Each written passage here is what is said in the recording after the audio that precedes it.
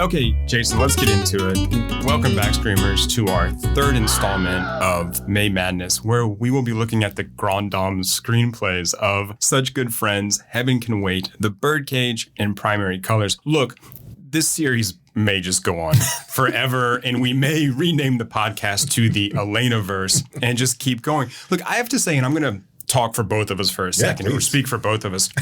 That's preferred. Just sit back and relax a little bit. That's the preferred option here. I'm tired of carrying this goddamn podcast the entire time. Well, look, we have to keep up appearances here, and so just do the work and shut up. But we were both familiar with the work of Elaine May, and maybe here's where I'll speak for myself. I wasn't as familiar with everything she had done. But I will say I have never become so enamored with an artist after digging a little deeper than I have with her work. No, I'm with you. And that's what, I mean, and the conversations we've had outside of the podcast, which if you can believe it, listeners, as we actually have those as well. They're so tedious, though. Hey, if you think this is bad. I mean, like everything, it's, again, you go back and you watch it on, even on a surface level, we're like, holy shit, this person's amazing. And like, we should be celebrating her more. And then even we're not celebrating her enough. and the influence and the impact and one, she is so, I don't know if idiosyncratic is the right word, but she's such an enigma. She's so odd because like when...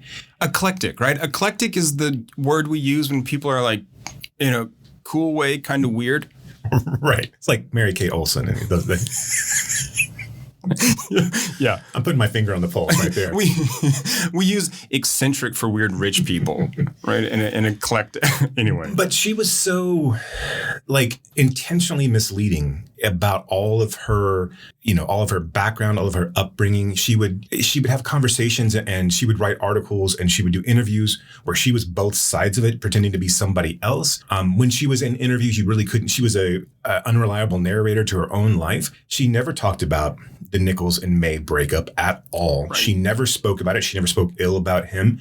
Like she's only ever talked about the difficulties that she's had in filmmaking, it really in the nicest of terms. And when I say that, I mean, like she's aware of obviously the perception of herself but it's always been with this like complete sense of self that she addresses all of these things and comes at them. So it's I think that's what makes her so intriguing too, is that we don't really know. We only know what she's given us, and we don't even know if that's what she's given us is true. And she's been so like prolific without being prolific. Like she worked on Wolf. She worked on Heartburn. I would imagine almost every Nichols movie, and I can't say this with certainty, but every Nichols movie, she most likely had a hand in script doctoring. Well, and she doesn't she's not credited for all of those. Right. The anecdote that I gave you was that Nichols was given a script. I think it was before Wolf, maybe in like around Postcards from the Edge time. And he read it and he's like, yeah, that's pretty good. Nothing that a couple $1 million in Elaine May couldn't fix. Right. And I feel like that's how he approached almost all of his films. Like, but he has come out and said like she saved my ass on Wolf. And like, so I would imagine that she did that for other She should have helped on Regarding Henry. But this is really interesting because she does all this work that she doesn't get credited for, and then appears to not even care about that. It's almost like she's this kind of industry insider that knows what she's good at, kind of knows the role she excels in, and she sort of, I don't know, is she tired of like fighting that fight where she's like, you know what, I did these 4 films, this happened, fuck off, I'm going to do this stuff and I'm going to do it really well, and you're all going to know how great I am. At least the people who I want to know. I think it's bizarre for someone in Hollywood and someone who got her start at really such a young age, being such a groundbreaker in the world that she was in this improv comedy world where she was paired with a man but they weren't romantically linked. So like every other major man-woman comedy duo, right, where they were romantically involved in this case, they were romantically involved. Like even the criticism that's thrown at her that her work wasn't feminist enough, or that she was portraying women in shrill and stereotypical ways, which I think is just a very surface level look at her work. Like she never seemed to, I mean, again, who knows, right? And we don't really know because again, you don't have a lot of information, but she never seemed fazed by all of this. I think she accepted whatever criticism came at her and just was like, yeah, I see what you're saying, but no, this is the way that it actually is.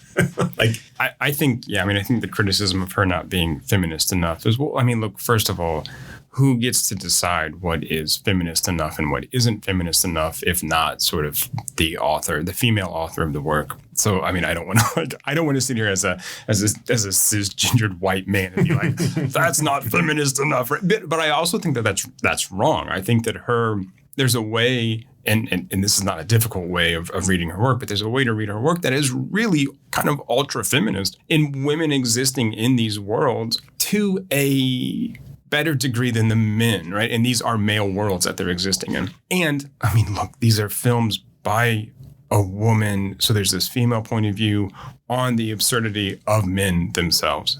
So, I mean, I don't really know how you get much. Mikey and Nikki, if you look at that, you're like, these guys are assholes. Told from a woman's perspective, how do you get much more feminist?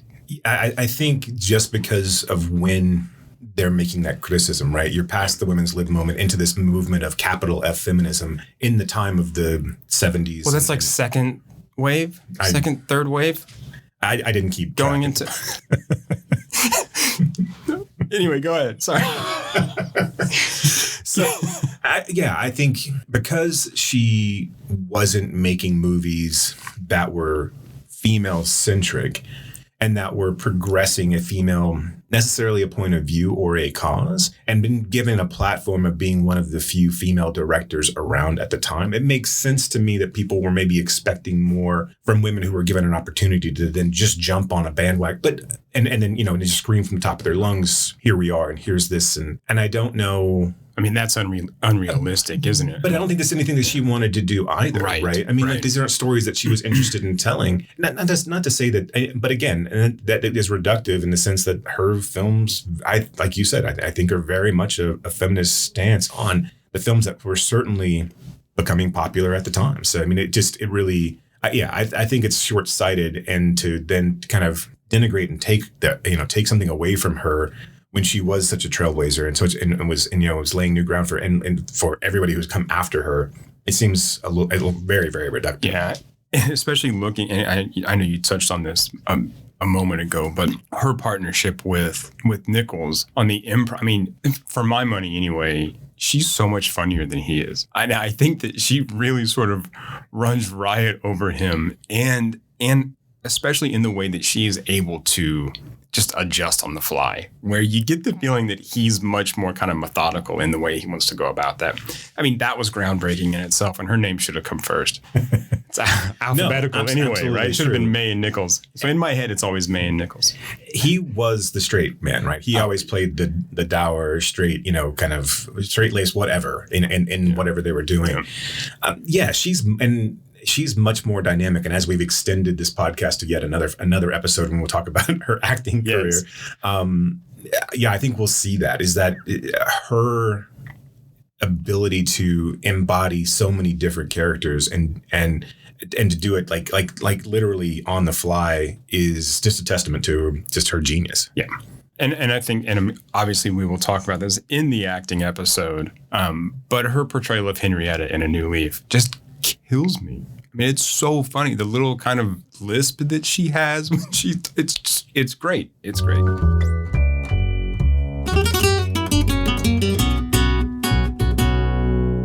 Let me ask you this question. How do you feel about Such Good Friends? I'm so confounded by this movie. But I as the more and more I think about it, I am what I love about this.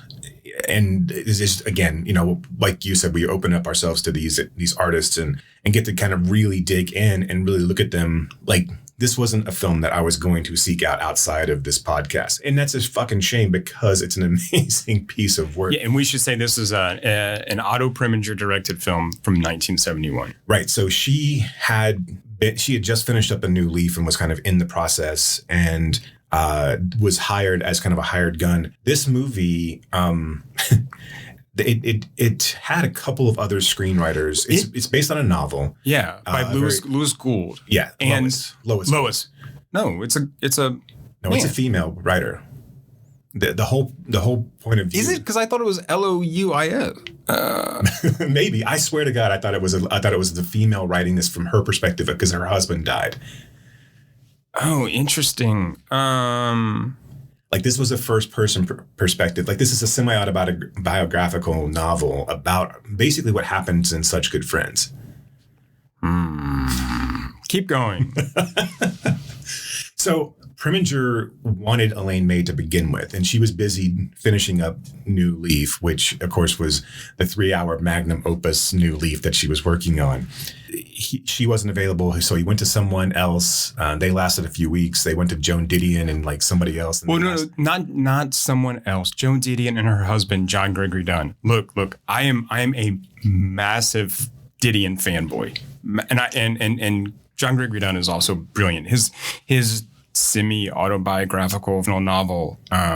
It's called Vegas. It's great. He's brilliant. But they had just done Panic in Needle Park, I think. I think that was like the second thing they'd done. They just come off of that. Not an easy watch. No.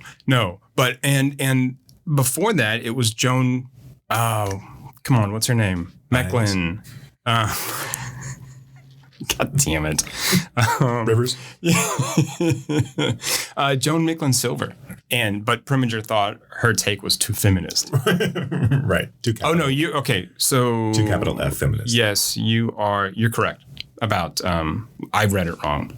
That's because how am I going to fucking edit this? One, it's because you're stuck in that first wave of feminism where you think all good literature is written by men. No, I just told you I was a Didion fanboy. Like, what do you want? Anybody who knows me is like, I just walk around. Look, the truth's been exposed. We've laid it bare. It's fine. Okay. All we do is grow from here. This is what this podcast is about. It's about growth.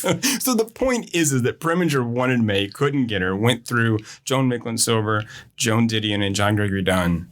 And then May became available again. Now, Preminger, this book was getting press before it was published, and Preminger rushed to buy the rights to it. Yeah, in manuscript form. Yeah. Which is kind of crazy to me that anybody was thinking, oh, this is going to be a great summer hit. We'll put this out and it'll just be Jaws. It'll be fine. And it was more like stream of consciousness as well. Right. Yeah. It's very Bret Easton Ellis kind of like. I know what the buttons to push, so it's fine. You do. Yeah, no one can see the eye roll, sort of like sigh of disgust that just came out. If you're here in the room, listener, Brock's soul just left his body and gave Jason the finger as it left the studio. Yeah, it is a first person account of basically what happens in the film, which is a young New York socialite. Her husband goes in for a routine mole removal. While he's in the hospital, he falls ill because of allergic reaction to the anesthesia, and then his kidneys fail, and then eventually, ultimately, he dies. And throughout the death, the prolonged death, his wife finds out that he has basically been stripping the entirety of all of their friends, as such good friends. Their entire social circle. And the book is filled with, inner monologue aside. I haven't read the book, to be fair, but it's filled with inner monologue asides, but it is very not funny. There are funny portions where I understand, like the asides are funny, but this is pretty straightforward of like, hey, this is my life and I had it this way, and as soon as this happened to me, shit just went south, and I was forced to face all of these realities that and loss of self and loss of just knowledge of my place in the world, and then had to very quickly kind of come back around and figure all of that out. Do you think this movie's funny? I think it's brutally funny in places. I think it's painfully funny. And it's crazy. Like it's almost, it's like a really shitty friend who like doesn't know when to like not turn the knife. But that scene where they're talking about, now that he's gone into the hospital and gotten sick, now he can get really good care. Cause like the care you get when you go into the hospital at the beginning is shit. It sucks. It's terrible. Yeah. But now that he's really sick and in the hospital, that's when the really fine care of the medical system comes out. Like there's brilliant little, like what May does with the dialogue. And this is almost like Altman-esque in this overlapping dialogue where like, Diane Cannon is the main character in this, and she's the one who's her husband is the one who's in the hospital, and she has all these inner monologues as well, and they match up with the outer dialogue. So there's scenes where she's like talking to herself, and she has this like, is he as good a lover as me? And then it comes in with the real dialogues is like, no, he's not. That's like that whole, or do you think he's as good as lover as me? And like the answer comes from the real world into her side of no. There's all of that. So, and I think, I don't know, it's one of those movies that's like, it's not cringe because that's a different thing, but it is so uncomfortable, the humor in this. And this movie, it's crazy to me because it doesn't really like forgive anything. You go in and like you follow an entire journey of Diane Cannon. You're introduced to her, and she is this kind of airheadish. I mean, like on paper, right? Just by appearances, she's this kind of airhead, very superficial, caught up in her looks, and like we think of socialites.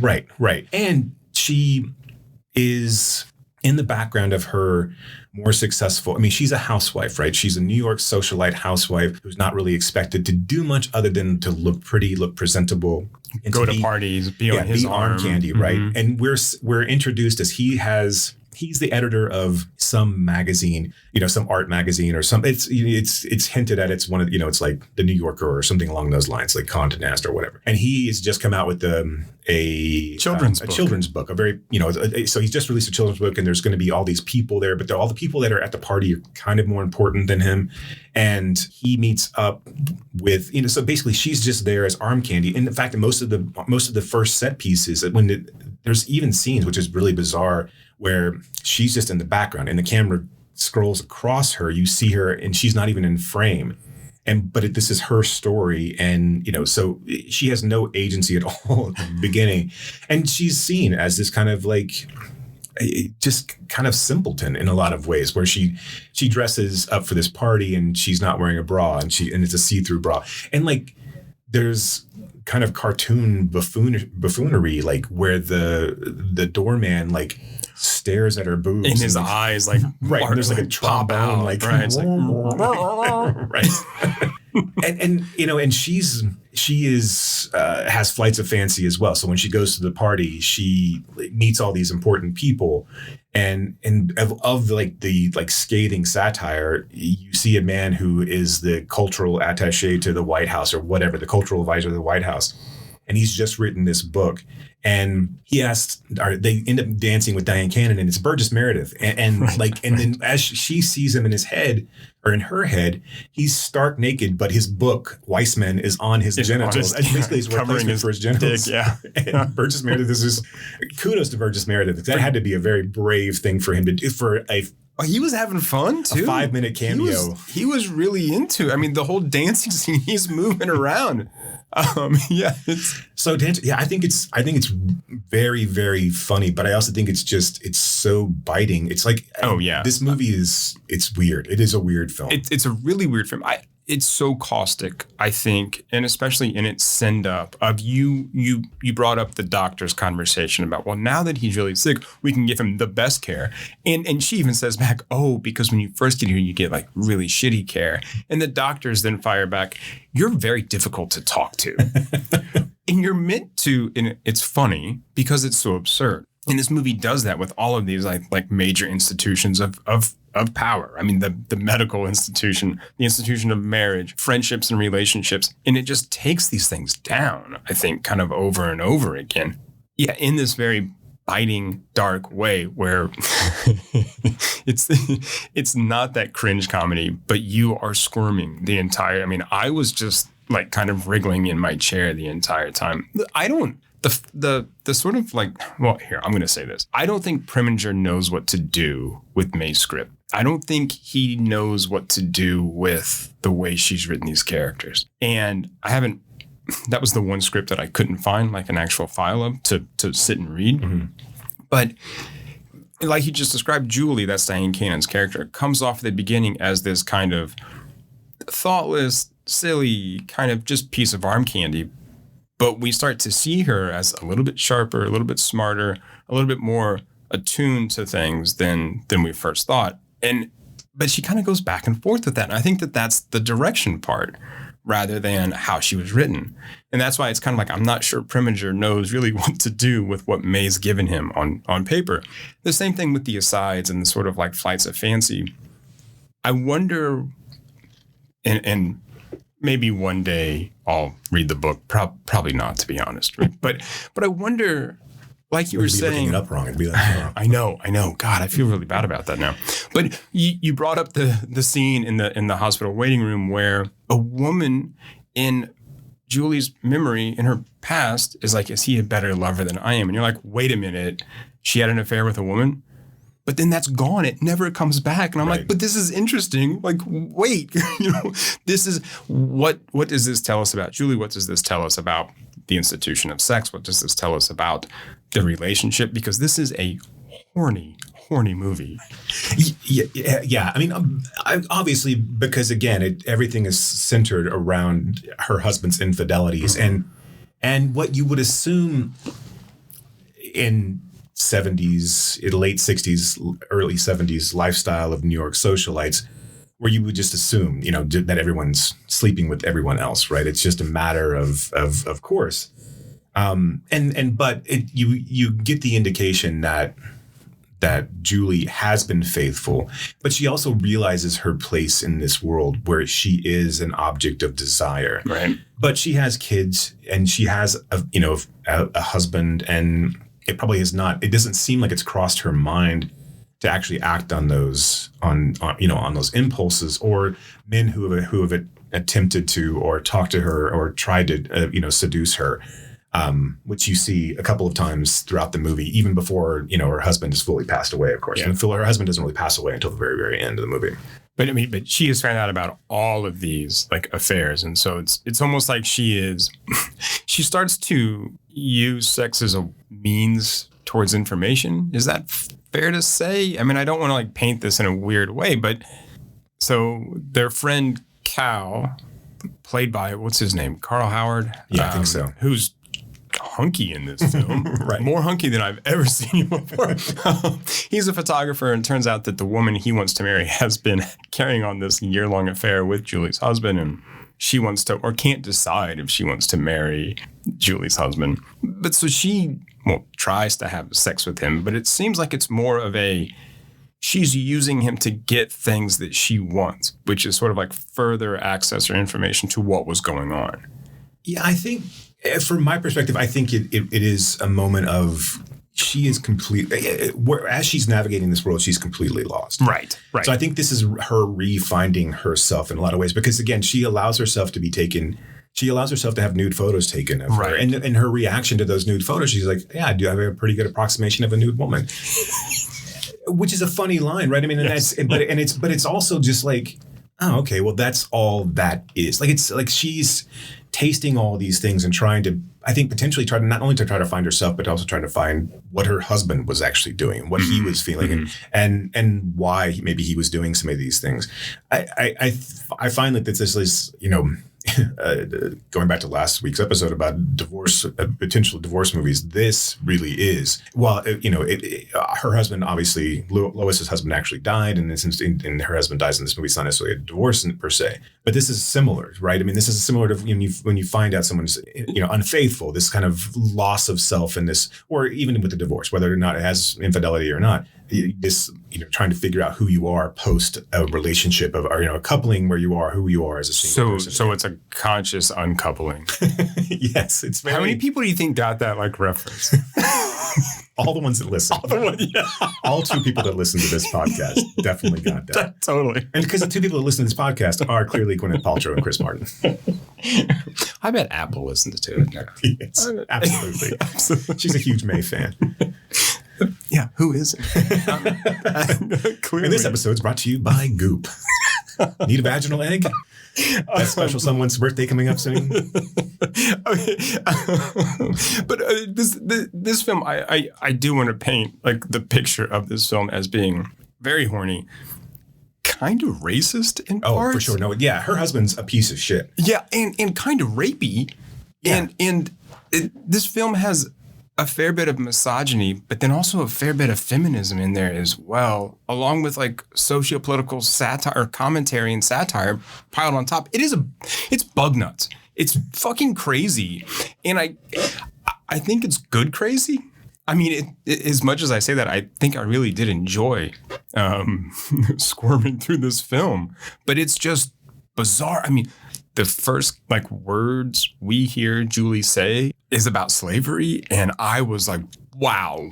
Well, they have that whole conversation about which countries are ones that are passive and which ones can we invade. That was hilarious. So, but yeah, it was. Yeah. That doesn't get made now, though, does it? I don't think it gets said like that. Yeah. But I mean, I think you say it in just as racist. I think you just say shithole countries, and then it's done, right? Right. Right. But I mean, it's films like Blazing Saddles too. I mean, where we all recognize the kind of comedic genius, but you're like, that would never get made now, right? I don't know. I always push back a little bit on those, because I think if you're in the right mindset and you do it and you handle the material the right way, I think there's ways to not handle the material the right way, of course. But I do think that there are ways to still push boundaries and to still hold a mirror up to, society or just hypocrisy or things like that. I think there's ways to do that. I think there's always going to be pieces of that type of satire that make us cringe. You look at something like Idiocracy now, and still there's portions of it that don't necessarily play all that well. But but again, do you really discount the entirety of the message because of Upgrade it's where do you? I think it's hard to kind of censor yourself, but it's possible. Yeah, I don't necessarily know if Blazing Saddles gets made again, but I do think there's ways to push boundaries, and that is a smart way to do it. Still can get it through. Yeah. I don't think this movie gets made today. Because I don't think filmmakers like this exist anymore. I don't think people like May. I don't think people like Altman. That type of, you see it more, I guess, with, I think the art house film these days is trying to do so much more than be just an art. There's got to be some sort of message to it. There, you don't see a lot of maybe I'm missing it. Maybe I'm misstating it. I don't know. Maybe I'm just talking out of my head. Look. That's what podcasts are for, and that's actually like a serious statement. Like, right. But you know what I mean. I'm like these movies that just exist as simple stories on the art house level. I think they're fewer and far between, especially the ones that bubble up to the top, right? Mm-hmm. I mean, so like you're not. I don't know. Maybe I'm wrong, but it doesn't seem like that's as prevalent. And not that this necessarily would be an art house film, but I don't necessarily know if there's a mainstream filmmaker that wants to make a heady posted, But this would be it would be an indie film, sure. And I think that's kind of what you're saying. And yeah, this would be. I'd love to see this made now. I mean, just take away because you can easily remove some of those racist comments. And I don't think you need to, because that character's a piece of shit. So I mean, you can't have him say colored country. So that's right? I guess that's what I mean. The dialogue is different, right? And I think I was, as I was watching it, I was like, well, okay. I mean, this is what they said in 1971, right. And I'm not excusing like that, but. I mean, that's also true. But this is how people talk. We would call it third world nation at this point, and it would be the same thing. Developing nation. Right? Third world nation was a Cold War term. So they would be called developing nations now. This has been your lesson on the preferred nomenclature for geopolitical. I mean, there's still coded dog whistle terms we could use. Exactly. Yes. So I do agree that this would be an interesting film. One of the interesting things that they did from the book is that what's the actor's name? Is it James Coco? Yes. Okay, so it's James Coco, who we've seen in other Preminger films and and May films, right? In the book, he is much more of a hunky character. So there's a scene in the movie where you're right. She actually is trying to get information in this case, really about her husband, and the doctor is this kind of buffoonish, slubbish, just. He dresses kind of very flamboyantly. I don't know if it's the 70s. That was very all that flamboyant. In his car. Yeah, his car is ridiculous. He drives a Corvette, and it's all white. And Diane Cannon, Julie's character, is trying to get information about her husband, and she ends up going down on him in a very funny and disarming scene, but also very rating in a lot of ways. So this is what's so crazy about this movie. And I think we talked about it, just kind of telling people that listen, haven't seen it. It is every scene that is funny is also very harrowing and degrading and just gut wrenching to the point where you don't know how you walk out of this film and you just don't know how to feel. Like when I first turned it off, I'm like, I don't know, that was kind of, and then I get one more, I thought about it and I didn't have time to revisit it. I really wanted to revisit it today and I couldn't do it. But the more and more I thought about it, I was just like, holy shit, that was pretty fucking brilliant. Like it's crazy. I can see like on the surface, you walking away from this and going, that was shit. I don't want it. Like, cause it is so, like you said, it's bug nuts. It's like because I think that's how people feel in a situation like this. This is how Julie would feel. Her husband is dying. Her husband has illness after illness after illness, and it just continues to snowball. And her life continues to snowball. Also, all the people around her, all the people that she trusted, even her friend Cal, who is now objectifying her and basically treating her just like he's wanting to get revenge on a man who's basically about to die and on his wife. Right. And her whole world is disintegrating and she's trying to find, I think that's the whole point of this movie. And I think it's the whole point of May's script is that, we are meant to be unmoored, right? I mean, we are meant to be as loose as Julie is and try to bounce around from all these different emotions. And yeah, some of that stuff is going to be very, very darkly funny. And some of it's going to be very, very fucking degrading. And so she, in a scene where she goes down on this doctor who in a moment of like kind of taking him down a notch, he's trying to pull off a very intricate girdle and he can't get, and he doesn't want her to see it because he's embarrassed by it. And he's on the phone with a patient at the same time as all this is happening. And she's like taking off of his shoes and socks and like it's the unsexiest sex scene, right? Sex scene ever. And so in the book, that was much more of the doctor pushes her down, and it's kind of it's more of a forced fellatio type thing, which is not two words that I thought I would say today on a podcast. in the movie, this is much more Julie's doing, and again, in a moment of like, I'm sorry, I got some on your nose, fucking just like, wow, that is a crazy fucking line. I know. I was like 1971.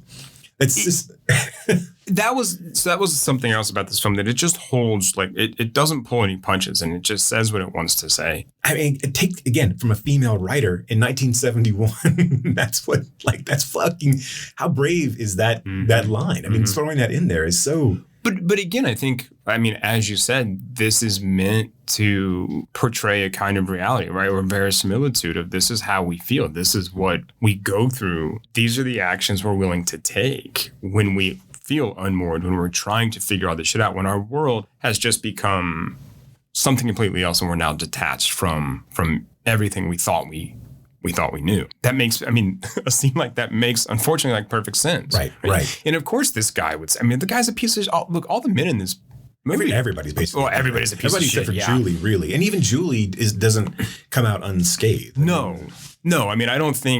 I don't think she's meant to be our heroine, or that we're supposed to look at her as this. But this goes back to how Preminger kind of translates May's interpretation of this character. So we're like going through like layers of translation. Is she supposed to be stronger than she? Look, at the end, I think the end of the film, she walks away from everybody. She grabs her kids and she leaves her apartment, right, and goes to sort of take a walk and sort of consider life. Basically it. Yeah. Her mom's like, "Do you want me to go with you?" And she's like, "No, mother." And then that's roll credits, essentially. Right. And we get a sense of like her finally maybe claiming this kind of new independence and sort of seeing that like life ahead of her, she's going to decide what life is ahead of her now. And maybe that's like just my reading of that kind of ellipsis ending, but none of that like happens before. And I just wonder if, is she supposed to be stronger to begin with or not? Yeah, and that going through and like we did with Schrader, right? How would these films be different if the author directed these? I think the film would have been like, I think it would have been much more. I think you would have understood Julie better.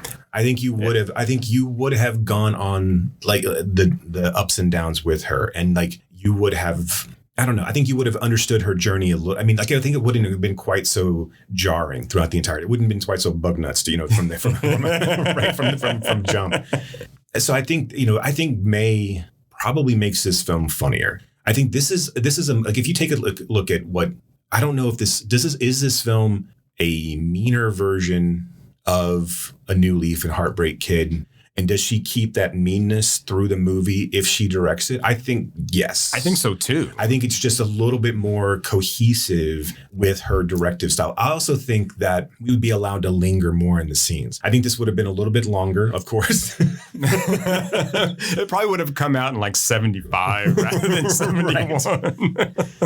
But I think we would have lingered longer in the waiting room scene, where everyone's giving blood, right? And we would have waited a little bit longer in the party scenes, and we would have had a little bit more, I don't know, just a little bit more time to breathe with these characters, to let those moments not hit as a joke, but kind of hit and let us laugh and also feel uncomfortable, which we already did, but like kind of sit in that moment of, you just to kind of take a breath here, and also just to let the characters play out. I don't know, like I've watched a few Diane Cannon things. I'm not like, I don't know if she would have been the person May would have chosen for this role.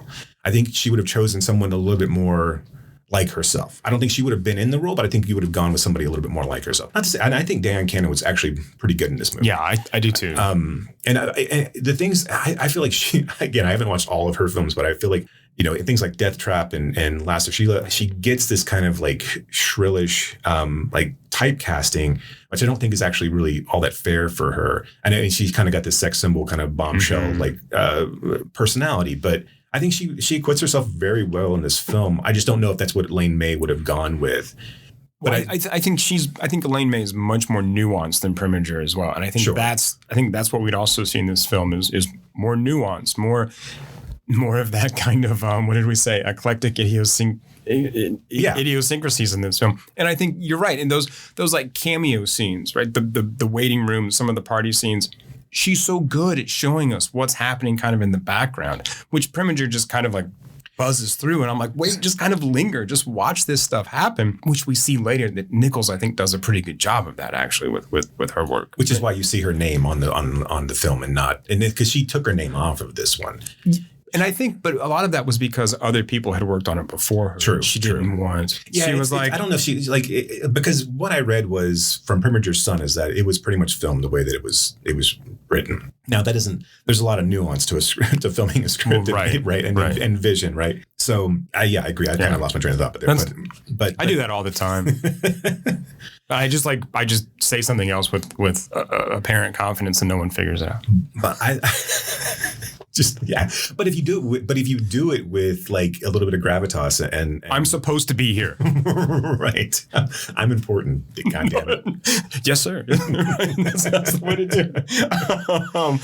Most people avoid conflicts. So they just won't ever challenge you. Yeah, exactly. I just think that there's a lot more. I think that, like I said, I think that there's maybe, and also just a little bit, there's a polish to this film that doesn't quite exist for New Leaf and Heartbreak Kid. And I think that would have been toned down if May had taken this over as well. I think, but again, I think we're allowed to live with the background characters a little bit more as well. And I think that's something that, Nichols also understood when he was making his films, was that there's moments of funny that are there that I don't think Preminger is able to really kind of mine. And so I think this would have been more of a tour de force and more, I think this would have been a funnier film had May obviously been a part of it. I mean, been a part of the directing. So I think this, out of all of the four that we're going to talk about today, this would have been the one that I would have really loved to see May been able to take on and do. Yeah. And it's not that I'm not a huge Preminger completist or anything like that, but I don't dislike his films, but I don't think he has. But I think to me he's much more workmanlike than someone like May is. Oh, I agree 100%. So last thing, yes, you were asking if I had any last thoughts. Did you take notice of the horrific stuffed whatever the fuck it was in the kids' room in between their two beds? Okay, so go back and watch. I'll have to go back and see. It is horrifying. I don't know what it is, but it like stuck out to me. It's like this, like I missed that. Just like this Skinnamarink type doll that sits in their bedroom. Well, I mean, the kids are asking for like dad the entire time. And there's all kinds of weird noises and shit. Okay, so I'll have to go back and look at the creepy stuffed animals in that film. That's not a good last point, but No, but it's another reason to go watch Such Good Friends. It really is worth, I think, your time to take a look at, because I can't say you're gonna love it. No, but I was like you. I finished it and I was like, I don't know. But the more I thought, the more I sat, I'm like, oh, that's good. I think it's a good film. Do you think we have uncomfortable movies like that anymore? See, well, that was part of my question too. With like, does this get made? And it's like, I don't know. Well, look, we off mic we talked about Closer, and I didn't respond because I'm like, I like Closer, but I think that's an uncomfortable movie as well. Right. But again, like that was how many years ago? Yeah, a lot. Yeah. I mean, not a lot, but enough. More than one. So like, I don't know that we have those kind of uncomfortable films. Yeah, that are not like Danny McBride type uncomfortable, right? I mean, like, or like someone's in peril uncomfortable. Right. Yeah, something like Observe and Report, like these Jody Hill, like and that's a different. Not that I'm not bashing those films. They're not this. Like you talk, and we go back to like Pete and Tilly, where there's just these like movies that exist to like, they're just stories that are being told and they're not forgiving. Right. And there's not some sort of great big huge character arc or any sort of growth. And I guess that kind of reminds me of Her, but that doesn't make me uncomfortable. It just made me mad. So that it's but I think what you're saying is there's a way to do this that is effective, and Her wasn't it. Right? Not to go. I know. Let's not fall down that rabbit hole again. Okay, you want to talk about Heaven Can Wait? Boy, do I. This was. Directed by Warren Beatty. This is 78. Beatty also stars. Beatty also has a co-writing credit, although I don't know. I sometimes I feel like Beatty just inserts himself. Yeah, this is a vanity project for Beatty. 100%. Right. Well, originally wanted Muhammad Ali to do it, but Ali was like, still boxing. Leave me the fuck alone. Well, that's how I imagine that conversation went. And okay, so have you seen Here Comes Mr. Jordan? I haven't, and I didn't. It's the same movie. I mean, it's right. meaner. He's a boxer in Here Comes Mr. Jordan. He's a boxer and an amateur pilot.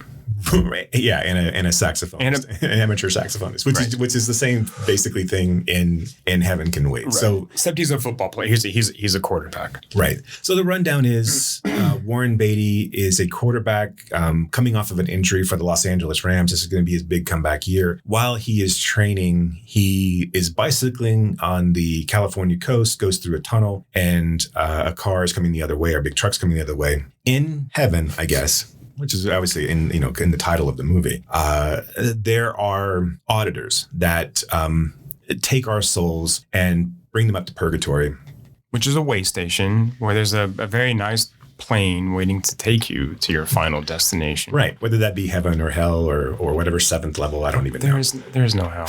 We all go to heaven. We're like dogs. That's nice. That's nice, Brock. I like that. And so, if we can leave you with one thing, we are like dogs.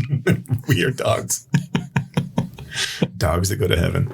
And so this auditor's brand new. This is his first soul that he's overseeing. So there's played by Buck Henry. Played by Buck Henry, yes. And he prematurely pulls out Warren Beatty's soul from his body, brings him up to purgatory. Warren Beatty is very prescient. He understands that he shouldn't be there yet. They look at the James Mason, who is the next level up from he's a middle manager, right, in heaven, and he's great in this movie. By the way, he's so good. He's like the peak James Mason-esque. I just hear him say Lolita all over and over again. Sorry, that's not giving him enough credit. So they checked the books, and it turns out that Warren Beatty wasn't supposed to die for another 40 or 50 years. So they are going to take him back down to Earth, but it turns out that his body's been cremated. And so now they're trying to make it right, and they are looking for a body for him. So he ends up getting, they go through and they look for a lot of different bodies. None of them are sufficient enough. They find a temporary body in... I can't remember his name now. The character's name is Farnsworth. Farnsworth, thank you. Yeah, it was a very rich white guy name. Right, because he's a wealthy industrialist. Right, he's a wealthy industrialist. And Warren Beatty doesn't want Farnsworth either. But while he's looking at Farnsworth's life, Julie Christie comes in, and she is this representative, school teacher representative of this small town where Farnsworth is going to build this, whatever. He's going to build some sort of... It's like a power plant. Yeah. I mean, she's like an environmentalist kind of, yeah. And Beatty connects with her. He sees her, and obviously... She's Julie Christie. How do you not connect with her?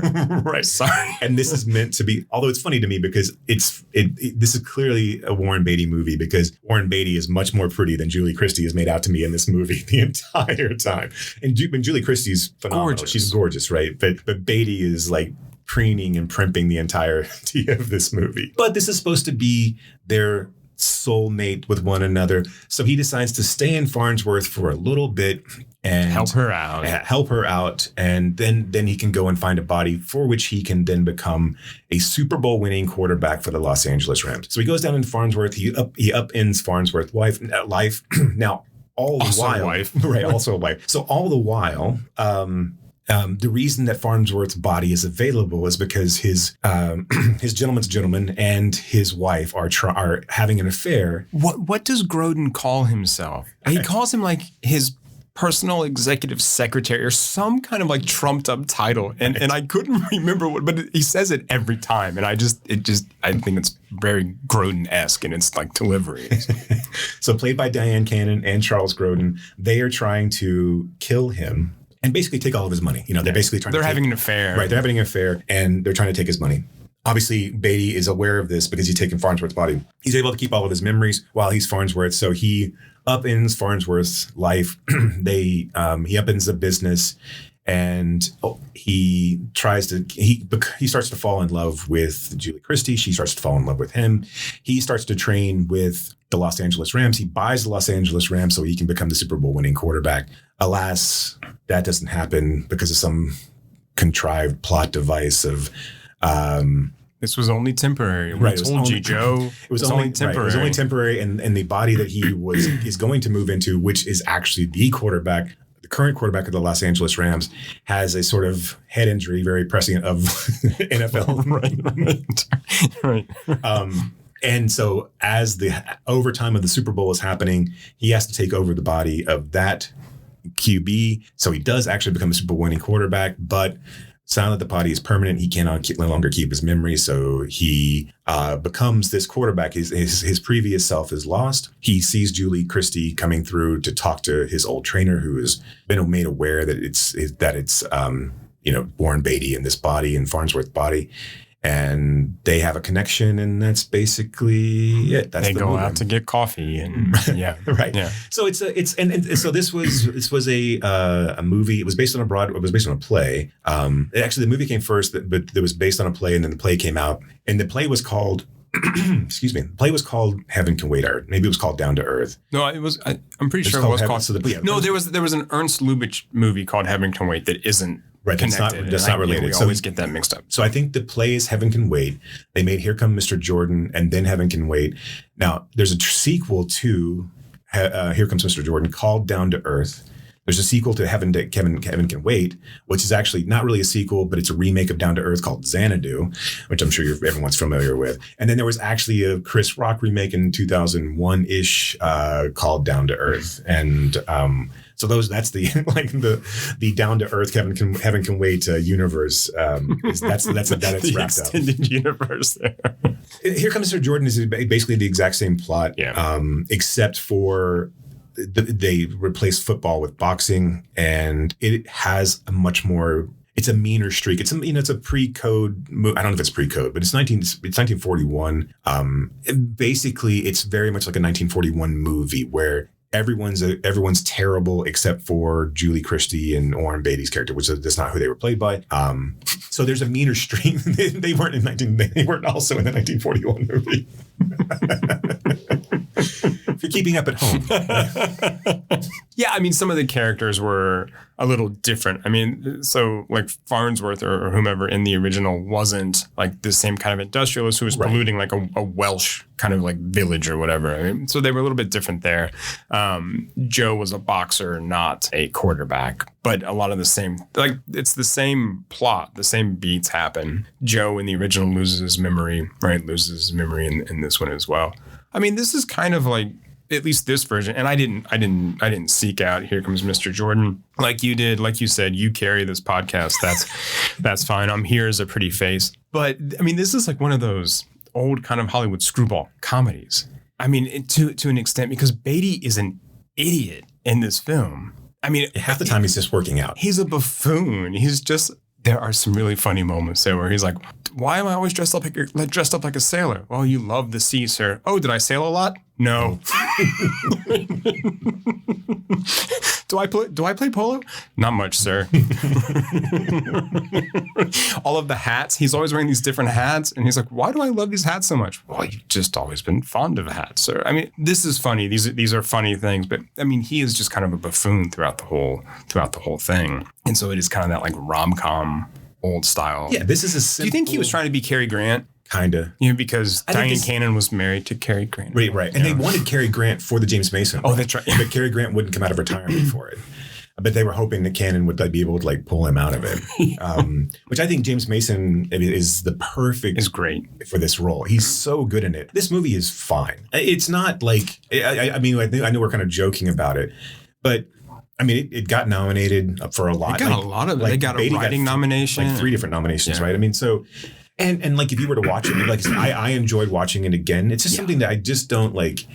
I think it's fun to see Deacon Jones too in a movie, and like just the kind of these kind of old school Rams characters. And I think some of that stuff is funny, from a football perspective. Just watching them like cream Warren Beatty over and over and over again. Right, just like openly smash me. It's such a ridiculous and ludicrous plot. It makes more sense as a boxer, to be fair. Like a singular sport makes more sense where obviously it doesn't mean like trying to build up someone who to get into fighting shape. Maybe in the 1940s when everyone was basically just doughy. Here's your pack of cigarettes. Right. Okay, lay off the bread. Right. Smoke 5 of these every morning. Right. Here's your bourbon and your raw egg. This is how I used to train. Just for like the week, just for live, just for life. Exercise. But it was training. I didn't have it. Numb yourself because, like we've stated, the world is on fucking fire. So watch Heaven Can Wait. Here's something else. I mean, like, look, I think if, again, we said this with such good friends. If May directs this, I think there's a different ending. I think it's a little colder and sharper. I mean, I think that Beatty is really intent on making this kind of love story, this kind of rom-com. In the way that they, and I know Buck Henry co-directed it. I'm not quite sure how all of that worked. But yeah, that's a weird thing. I never really didn't dig too much into it, but that was a bizarre. What I heard was that the actors and Beatty felt more comfortable with someone like another actor helping direct. I don't know, whatever. But the way that like he will frame Christie's face and like these kind of dreamy close-ups, and I mean, it's clear that he doesn't want that kind of a New Leaf vibe or that kind of like sharp. Again, nuanced, but yet kind of dark, just a little bit mean and a little bit dark. And I think would have been a more interesting. Obviously, I want Elaine May to direct everything, right? But and again, I think like the ending is very much like it. I don't know. It's too precious. It's too sweet. It's too. Yeah, I mean, look, this when the 1941 version is meaner than your version, that says something, right? Mm-hmm. I think if May directs this, I think Grodin and Cannon get a much higher bill. I think they have way more to do than just being this slapsticky couple that are always trying to pull these. I think the death scenes and the attempts are much more elaborate. I think they're funnier, and I think everyone gets elevated and Beatty gets brought down a little bit because the Jack Warden character is great. Like that sequence I think there's so much humanity to this film that is not like, this is just like you said, it's just a rom-com. This is a feel good movie. Yeah. But the shit that happens to Jack Warden is devastating. This was okay. I've seen this film several times, but I always watched it I mean, I haven't seen it in a long Sure. time. And Why so would you? I had seen it when I was younger, teenager, and kind of like those years. And I remember it being much more heartbreaking because I don't remember the last bit of Julie Christie and Warren Beatty going off together. I just remember the Jack Warden part of him realizing, oh, he doesn't remember me anymore. He's gone. And that always kills me. So I'm watching it again this time and I'm like, wait, there's more? Because that was I always thought that was the end of that film. And it was just, it's so heartbreaking, I think. And see that I do think that you're left with this kind of cynical take on, I don't know, whatever humanity and the nature of the soul is. And this idea that we're soulmates and like that it carries over from person to person. I don't know if May brings that. I don't think May has that in her to let that kind of sentimentality like carry over. It should be a moment of Warden, like, I think how May would have ended this. And of course, how fucking presumptuous of me to say that, right? I know that's, but like, okay, so how I would have ended Speaking of soulmates. how I would have ended it would have been Warden comforting Christie and realizing that this person that they cared about is, and of course, Christie doesn't understand the whole premise, right? So that's a little bit of maybe a stretch because Christie doesn't understand that Farnsworth was somebody else before they were Farnsworth. But if she had been privy to Farnsworth was now moving into this, like Warden could have let her know the story. I don't know. Having Warden and Christie kind of commiserate this idea of a lost soul, because it's exactly what happens, right? And so this idea that we can overcome that, and it's kind of weird. It's a weird thing to have, like it's not really him anymore, but now we're supposed to think maybe it will be in a way, kind of. Right, because when Beatty takes over this final life, he loses all of his memories. He loses everything that was him, and now he's behaving as this person. So it's really, yeah, I agree. Sentimentality's fake. You're like, okay, fine. It's fine. I hate sentimentality. They'll love each other afterwards and it'll all be great. And he'll be a Super Bowl winning quarterback. Fine, great, awesome. But yeah, I think this is a funnier film. I think it's unfortunate that you waste. You say this about so many roles of Grodin's, but like you waste Grodin in these roles of like, give him more to do. Because he really is so good. And he's really good in roles like this. I mean, this kind of character, this like Weasley suck up, right? But always I got something on the side going here. Right? I mean, he's got these kind of just like machinations going on and plots and schemes. But at the same time, he's just a weasel. But that was the thing that I was looking at. This movie, I think Beatty desperately wants to be Hal Ashby in this film, and it just never doesn't understand what Hal Ashby was about at all. Like, yeah, if May has this, and maybe we're ascribing something that's not there, but if May has this feels like being there, or it feels like Harold and Maude. This becomes a fucking classic, whereas now it's kind of a forgotten footnote. I mean, look, I know it won a lot. I mean, I know it was nominated, and I know it's still looked upon as a good film, but it's not a great film. Right. And it's it was perfectly fine. I enjoyed watching it again because it feels like that era, right? It just feels good to be in that kind of like movie making time frame. Somehow pain feels good and heartbreak feels good in a place like this. And if there was any part of Brock's soul left in his body, it's completely gone now. And again, gave Jason the finger as it left.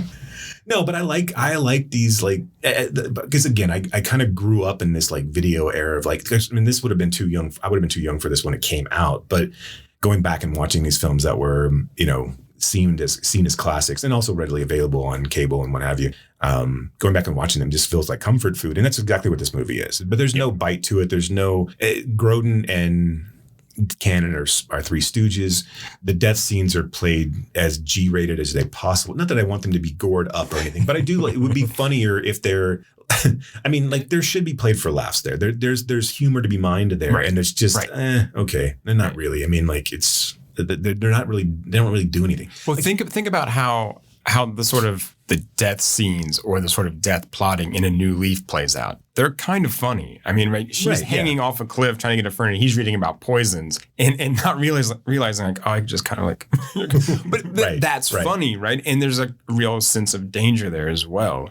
And there wasn't here. I mean, yeah, there's nothing here. In fact, they are just a plot device. They are just a way to get you to say, okay, which again, they aren't needed. Farnsworth could have had a heart attack. It could have been anything, right? It doesn't really have to matter, be yeah. like this idea, you need canon there because you need some sort of conflict with Julie Christie and having him have some sort of reservation, but she can be a wife who's having an affair who doesn't love her husband. The affair can be, but all of these kind of like attempted murders, like you're saying. Right. It doesn't. You're not doing anything with them, so. Right. Yeah. So another opportunity missed. But it's like I said, I guess Beatty gets his nominations and gets to prolong his career. I think too that Beatty, like Preminger, isn't quite sure what to do with May's ideas, with May's kind of script work. And I know Beatty has a co-writing credit there, but I feel like it's more of him going, no, we can't do this. I'm directing. I want to do it this way. Kind of, I don't know. Did he direct after Dick Tracy? I'm trying to think. Did he do Bulworth? Like, did he direct Bulworth? Because I can't remember now what. Yeah, he did direct. He did direct Bulworth. I like Bull. I mean, all of his films I like. I guess. I mean, like I can't say that I'm not going to go back and defend Dick Tracy necessarily. And I guess he did Bugsy, right? Mm-hmm. He would have directed. So he directed basically all of his starring roles. He directed afterwards. Mm-hmm. He's not Barry Levinson directed. Oh, did Barry Levinson do that? Yeah. He's not a dynamic director. Oh. I mean, he's not like the storyline in Bulworth was fine. Reds is a fine movie, but like what he brings to the table again is just another workman-like effort of he knows how to shoot a film, and that's there's nothing wrong with that. But as far as like bringing a visual flair to it or any sort of nuance, I don't think Warren Beatty's your guy. No. I've seen him in Madonna's Truth or Dare. I didn't think there was a whole lot of nuance even then either. So, no. Talk about a relationship of like utter convenience of like, okay, I'm directing you in Dick Tracy, so let's date for a while. And at the height of her, like, it's just that is totally just a notch on the bedpost. Yeah. Right? I mean, that is for both of them, right? Yeah, he's kind of gross. You know what? I like Annette Bening. I mean, so I do too. No, I like Annette Bening. I do too. So if he had to settle with somebody, I think not settled. I did that back. I don't mean to say settled, but if he settled down with somebody, I did say it. I didn't mean it. I mean, I meant it, but I didn't mean for you to hear me mean it, is what I'm trying to say. One last thing for me on this film was I like how, and I know this is in the original, but I like how Beatty's carrying around the saxophone reminds me of Mathau's helmet in A New Leaf, and how those things kind of like this like running joke of this thing that he carries around. And no one says anything about it. It's just there. There's a great, like, if you go and watch Here Comes Mr. Jordan, the way that he dies is not on a bicycle. He's flying a plane. Mm-hmm. The plane crash scene is so very 1941. Like, just it is a very obvious toy plane crashing into a very obvious toy mountain.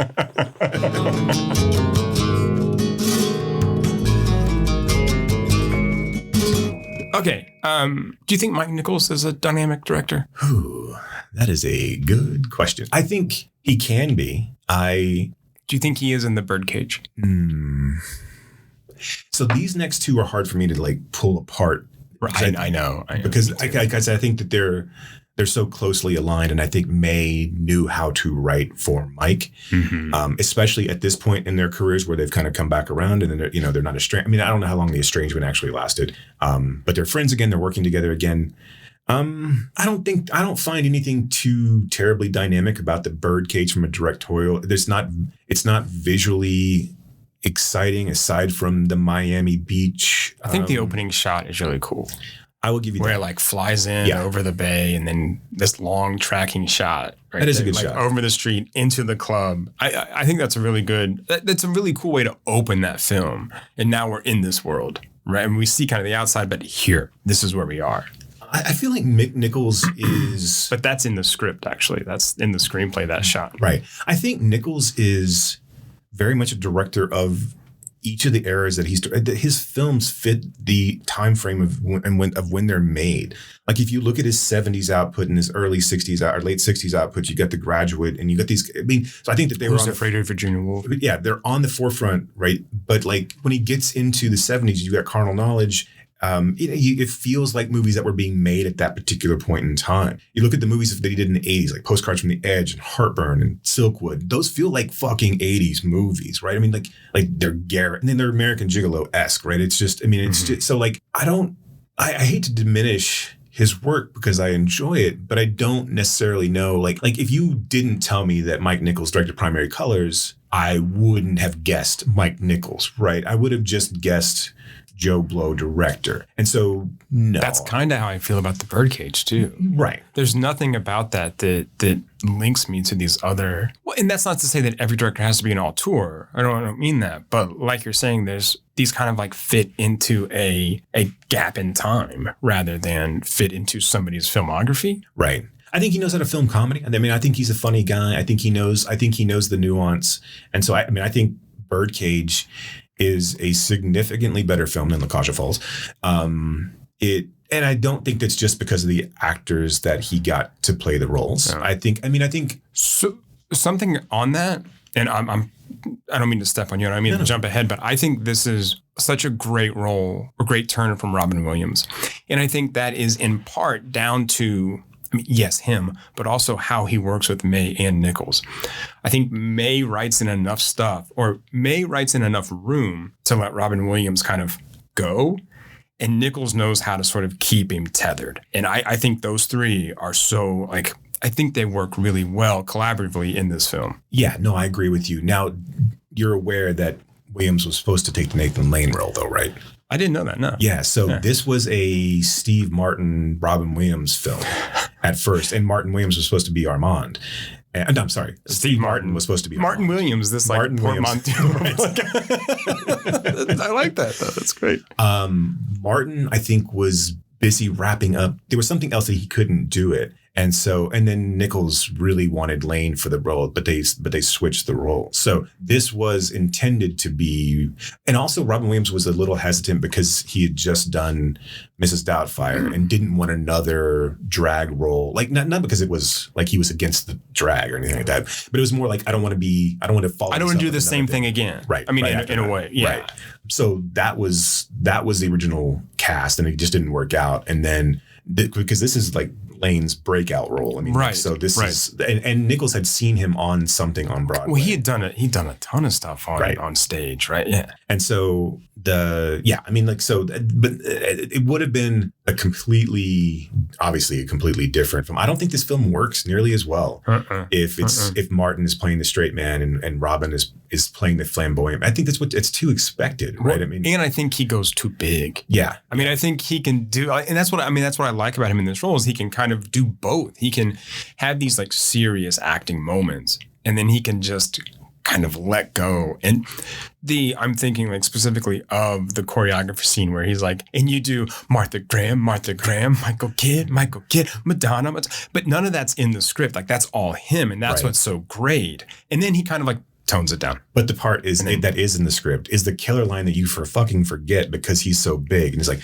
but keep all that inside. Yes. Yeah. But you do it all in here. Yeah. Yes. Which is so right as he walks away. Right. It's but again, like, so this goes back to Elaine May. That's in all of her, all of those lines. And there were so many in these other films that I just like missed. Like the sailing, line in Heaven Can Wait. Oh, do I sail a lot? No, sir. And it's just gone. But they just drop in, and you have to, any movie that she writes or directs, it's like you have to watch multiple times to catch everything, and you're still going to miss stuff that you're going to see again on reviewing. So. Right.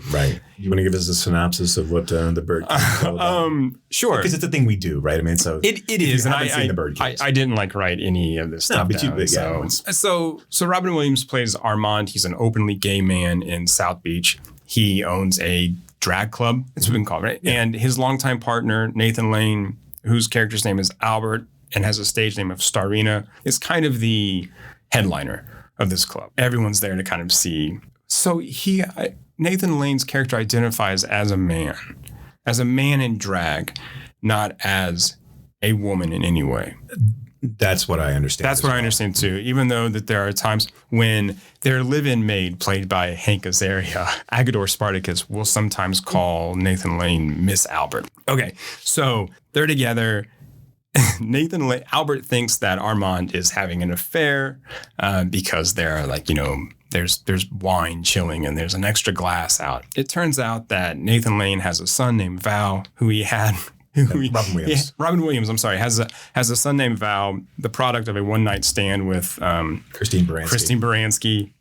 And he is there to tell Robin Williams that he is getting married to a woman. Robin Williams is heartbroken and is upset, but it's fine. It turns out, though, that it really shouldn't be because they're way too young to get married. This is true. She's 30, but she just turned 18. and he's 20 in the film. I don't know how old he is. He's like 27 in real life. Okay, but yeah, so they're too young, and that's in an early pre-Ellen McBeal. Yeah, right. So he finally gives him his blessings, but it turns out that Calista Flockhart comes from an arch conservative family. Gene Hackman, her parents played by Gene Hackman and Diane Wiest. He is a conservative senator or congressman. I couldn't remember, but he is majority. Yes, he is one of the founders, and I forget exactly what they call it, but he's one of the co-founders of a moral majority-like kind of caucus. It turns out that his co-founder, his partner, and what I mean is his partner in crime, not his partner like Robin Williams, Nathan Lane partner, was found dead in the bed of a teenage hooker. And if that's not bad enough, Gene Hackman says, and she's also black. So which is a carryover from the 1978 version. Really? Yeah. Okay. Well, I mean, but again, like it makes sense and works in this. It works. It works for Israel. Yeah, it's for them as well. It's played. I don't like how that's played in this movie at all. No. It really is like and I get that 1996. We should be so in 1978. This movie comes out in France, which seems to be then groundbreaking, right? Because not necessarily groundbreaking, I would say, but we weren't seeing movies made about the acceptance of homosexuality and drag, and so it makes sense for a 1978 a French film to be kind of lauded for that. In 1996 film in the U.S., and I'm guessing we're still lauding at that point as well. And I think too, but I think this is where the politics come in, right? And I think this is one reason that we're lauding it, because it's like if a movie, I'm trying to think of if there's anything that's come out lately, but if a new movie about transgendered characters came out, and we're like, wow, this is groundbreaking. Well, it's not really. I mean, we've talked about films that deal with, that have transgender characters on this podcast. But if you look at all the political stuff going on, it can feel even more groundbreaking, right? Or it can feel, again, groundbreaking, I think. Yeah, there's a few things about this movie that are problematic, I guess, looking at it today. But that whole particular scene, it's not so much that they call out that she's black, which of course is a carryover from the original script. Right. But the fact that they add upon, like the interview scene with her seems unnecessary to the plot, and it doesn't. It seems unfairly mean and also just racist. I mean, it's just and it also, I don't know. It feels very much like the prostitution scene in Lost in Translation, where it's just not needed, and you're pointing out. You're punching down in a weird way. You already said. Right. You said black, right? And you understand that the moral majority is obviously, and especially in the way that you're portraying these characters as these kind of like backwards stuck in this. Well, because this is a Newt Gingrich type character. Right. And so you understand where they would be appalled by it. But then when you show the black prostitute and make her seem not as unintelligent and to have what she says and then show reporters joking about it is, I don't know, it just kind of draws you out of the film. No, of course. I think there's a lot of stuff that is said that doesn't need to be said. Right. That, like, we get it. You don't need to kind of keep piling on. I think that's it's not a joke that needs to be made. Right. It's just or made again and again. Right. Okay. So especially for a movie that's, pretending to be progressive, right? I mean, like the ultimate message of what this movie has that the 1978 version doesn't have is this idea of the character becoming, accepting of the situation. And like, what's funny about this, and I know we still haven't finished the synopsis, okay. But what's funny about this from a perspective of Gene Hackman, when the reveal happens where Nathan Lane is not actually a woman and he's not actually in a conservative household, he can't fathom it. He doesn't understand it. Diane Wiest, his conservative wife, basically has to shake him and say, they're two men. Because what he says is, wait, you can't be Jewish? Right. Because that's another running joke is that the family goes down to meet Calista Flockhart's family, the conservative family, goes down to Florida to meet. Right, because they're trying to set up a wedding to offset the scandal of the moral majority person being found in the arms of a prostitute. But the real thing that I think is problematic in this film, right, is basically what sets everything kind of in motion, and that's the son asking the father to pretend to be someone he isn't. So Robin Williams has to act as if he is the cultural attaché to Greece, and that he's married, and that he's straight, and that he's not Jewish. And that to me is and that's kind of where then like the rest of the comedy sort of like takes Val place. is Val is the villain in this movie. No, 100%. Val is the villain. I mean, this is watching this again. This is what stood out to me. It made me so, I mean, in a way, angry. I mean, how hard have these two men worked to figure out who they want to be and figure out a way to be that way together for this long? I mean, look, I can't imagine how hard that is. It's hard enough figuring out who the fuck I am. I still don't know. I have no idea. And I'm a straight white dude in his 40s. God, yeah, I have problems. But so to think about how difficult that has been, and I know everyone's story is different. You're a young man at heart, by the way. This is true. I still have that twinkle just kind of dancing in my eyes. But then, so to go through all this to sort of set up this business that is successful, that is open, that people flock to, because they accept that, and that's what they're there to see. We see straight people in the club celebrating anniversaries, right? And so this is great. And then to have a family member, a beloved family member, politicians there too, and the Kennedys, just the young ones though.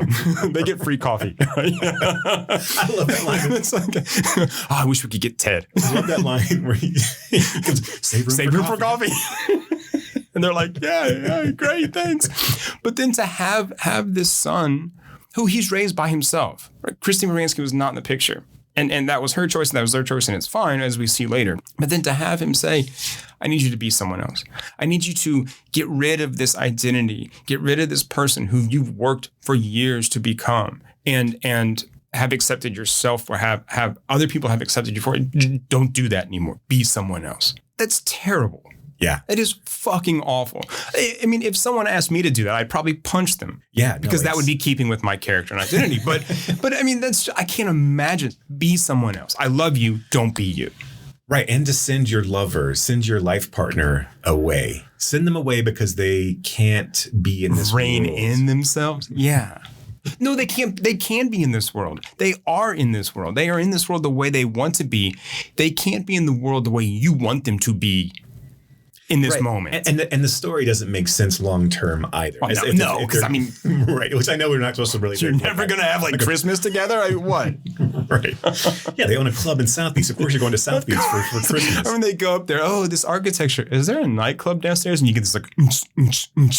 And it's weirdly... Like, again, I don't know how you make this movie without the central conceit, right? I mean, you obviously have to... The whole comedic premise is they're trying to be somewhere they're not because they love their kid. I get it. But yes, the peeling back the layers of the onion, Val's a piece of shit. And Armand should have told him, like, look, no, and they do. They struggle with it, obviously, throughout the film. Right. And it obviously leads to some really, really funny scenes of them putting a moose on the wall and then a big crucifix.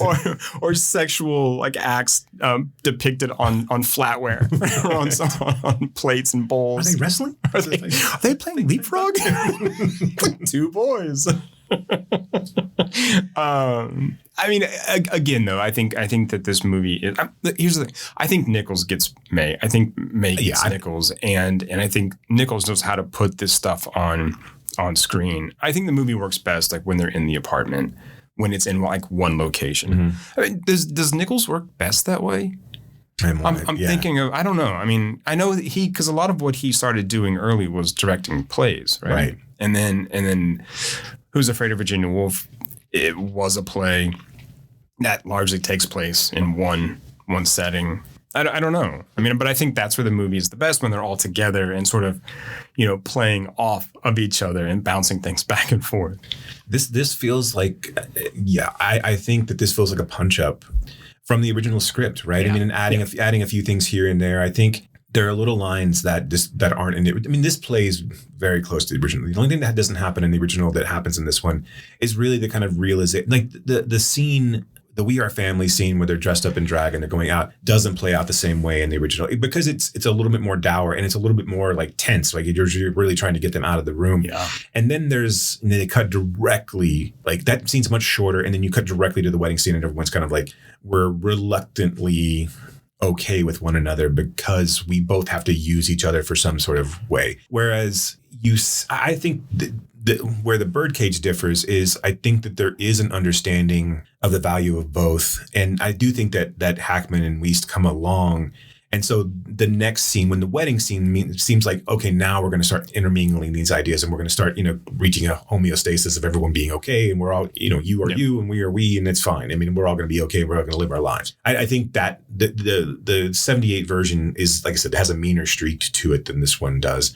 I don't know what May would have done differently if she had have directed it, aside from maybe, again, let the moments linger a little bit. But I don't know in this case, like, I mean, I would imagine that one, what was written is on the screen, and that any sort of like improvisational stuff really was the things like Robin Williams doing the, the choreography scene and a few other little bits and pieces. Maybe you let Lane off the leash a little bit as well. And just as far as the mannerisms go, and he does a great job with those. I think, the dinner scene where he's trying to teach him to butch up and be a man.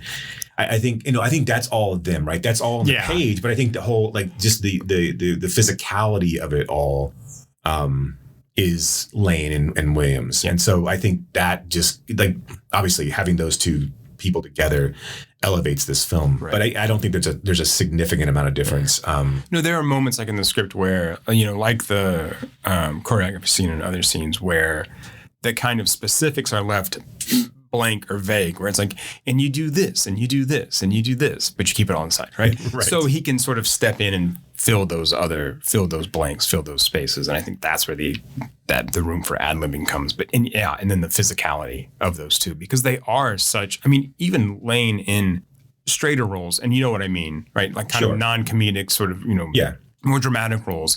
He's still a very kind of physical, like the way he moves, is he's still a very physical actor. So it's not like he's going to be told, he's not a static guy who's going to be told sort of how to move. Right. How do you feel about Azaria? I can't handle his Guatemalan heat. My Guatemalans. It's too much heat. I mean, I think he's playing a caricature, and I think that's probably how he was directed to play it. I mean, turn it up to 11, Hank, right? Go for it. I have no problem with the comedic aspect of his role, right? I think it's fine. I don't think you needed to play him Guatemalan. Like in the original movie, it's an African actor, and that's basically it. I mean, it's right. Would it have been more in tune if he was Cuban? I don't know. I mean, like, I'm thinking like sort of like colonial and like. Right. I don't know. The brown face.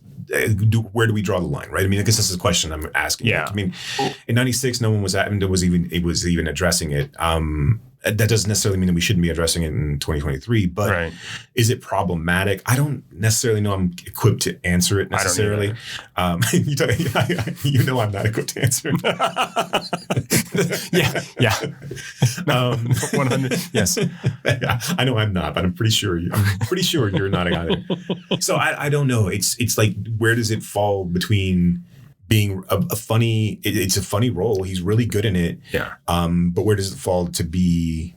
Is that a Guatemalan stereotype? Are we worried about we should have played it in a different? Because there's nothing necessarily that would need to have been a gay Guatemalan stereotype. Right. And I think the gayness actually, and again, not necessarily for me to say, but I think the over the top gayness I'm not sure if that's offensive, right? I mean, I don't know if that embodiment of that type of particular is bringing offense. I've never heard anybody call that out. No, in fact, GLAAD was very kind of, I think, supportive of this film when it came out. Yeah, I mean, it was praised by GLAAD at the time, for whatever that's worth. I mean, again, though, the sandwich bag. Yes. And it had an endorsement from Hefty. So Right. That makes sense. Jesus. This is what happens when we say something serious. We just turn it into a joke because that's how we deal with. That's how we deal with emotion. That's how we deal with our uncomfortable white straightness. Right. You have to remember I'm Gen X, but more on the cusp. Jason is solidly Gen X. He's about 65. I'm kidding. Right. I'm sorry. I'm joking. No, you're the Gene Hackman. I'm the Diane Wiest of this. This is true. I have no idea what's going on. I tell weird stories about driving across the country.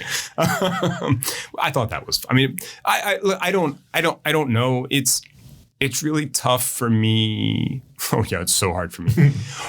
So watching this, just being historians, right? I mean, honestly, that's what I mean. All jokes aside, are we okay to forgive? I mean, again, and I know who we are, so just putting a pin in that too. Right. Just being aware people. Are we okay with that portrayal? Because I was thinking about this and like, I worry. Not worries. Worries is the wrong word, but this idea of who can play what and who can do what, and like, is Jenny Slate allowed to voice a biracial character on Big Mouth versus, again, so there's questions to be had. And I think it's an interesting conversation to have. And I want to hear all sides of it. I just don't know in this particular case, when we point out the problematic things that are already happening, are we missing something that's maybe more problematic? Because it's not necessarily Parker Stevens in Short Circuit, right? But I don't know. It could be. It's close.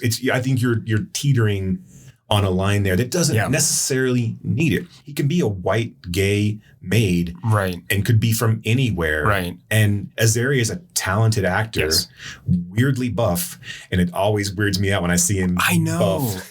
It's because he seems like such a nerdy kind of geeky guy, and then you're like, whoa, right.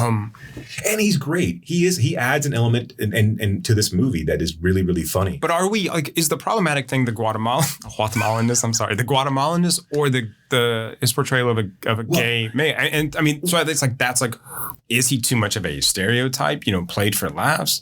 And I think there again, like I just don't. But I don't think so. So here's my take. Right, his gayness, yes, is played for laughs, but I don't feel like it's punching down in the same way that something like Hollywood from the movie Mannequin is, where it's just like his character is not, man, it's hard for me to say. Is it defined by his gayness? But whereas like you see a lot of 80s movies that were like, I don't know, the kid from Revenge of the Nerds, where he's like running with Lamar. Oh yes. Is the gayness played for laughs? Or is it just that his physicality is so? I mean, yes, he's gay and he's physical because he's falling all over himself, and because he doesn't wear shoes, right? And then he has to put on shoes, and he's like, they always make me fall down. And when he puts on the straight voice, dinner is served. I don't know. I typically err on the side of comedy. So if it's funny, then it's one thing. But I think my phone is telling us there's an emergency weather alert. But sorry, I was just making sure there was no emergency. It's just this weather. The world's falling apart beside us. This is podcasting time. There's always an emergency. That's why we're here. So I don't want to harp on it, and I also want to be those guys that are like, "Oh, we've got to figure out." Like, because look, I don't want to be a white savior, much less a straight white savior. I mean, but no, really. I mean, look, this is something, and again, this is serious, and I know that like, ooh, my troubles are so tough, but I try to be conscious of like what comments am I making for a community, and am I the person to do that? And I don't, oftentimes I'm not. If I can be supportive, yes. Look, I want to be an ally, but I don't need to be the guy. As a straight white man in the room, let me tell you, your portrayal of homosexuality is offensive to the homosexuals. You guys shut up, all right? I got this. Yeah. You people who are really fighting for this, I got you. Look, I'll relay your outrage. Don't worry about that. Let me tell them how you feel. I'm very offended for you. Oh my God! Right? No, and that's not my intent either. I just want to make sure that we're right. I mean, I get it. It's just discussion points more than anything else. It's like, should we call this out or not? But these are, I think, weirdly talking about these films, I think these are important things to actually think about, right? And to actually discuss and to consider. And I feel like we are trying to consider kind of our roles in these things, maybe listeners will also consider their roles in some of these scenarios as well. Because I do think... Do you hear that, Gwyneth? Do you hear it? Consider your role in things. Think about those eggs. And Chris, stop making music. Just stop. Yeah. It's good. Yellow is fine. You're done. I don't know. What was their second album was good too. Yeah, I'm not gonna. I liked Vanilla Ice the first time I fucking heard it too. I'm just not gonna. Okay. Look, Coldplay's not Vanilla Ice, right? I mean, look, I can imagine you dancing with your hammer pants to play this funky music, white boy, but right, or the Teenage Mutant Ninja Turtles song, which I'm sure that your love for like movie rap, I'm sure that you were into. Anyway, whatever. Let's talk about primary colors.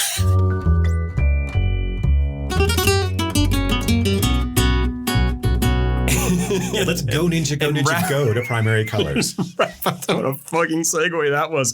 Look, Primary Colors is a roman clef for the Clinton campaign, the first Clinton campaign in 92, right? It was a quote unquote novel written by Joe Klein, published under anonymous, but everyone involved with this campaign knew it was Joe Klein because they all recognized his style of writing.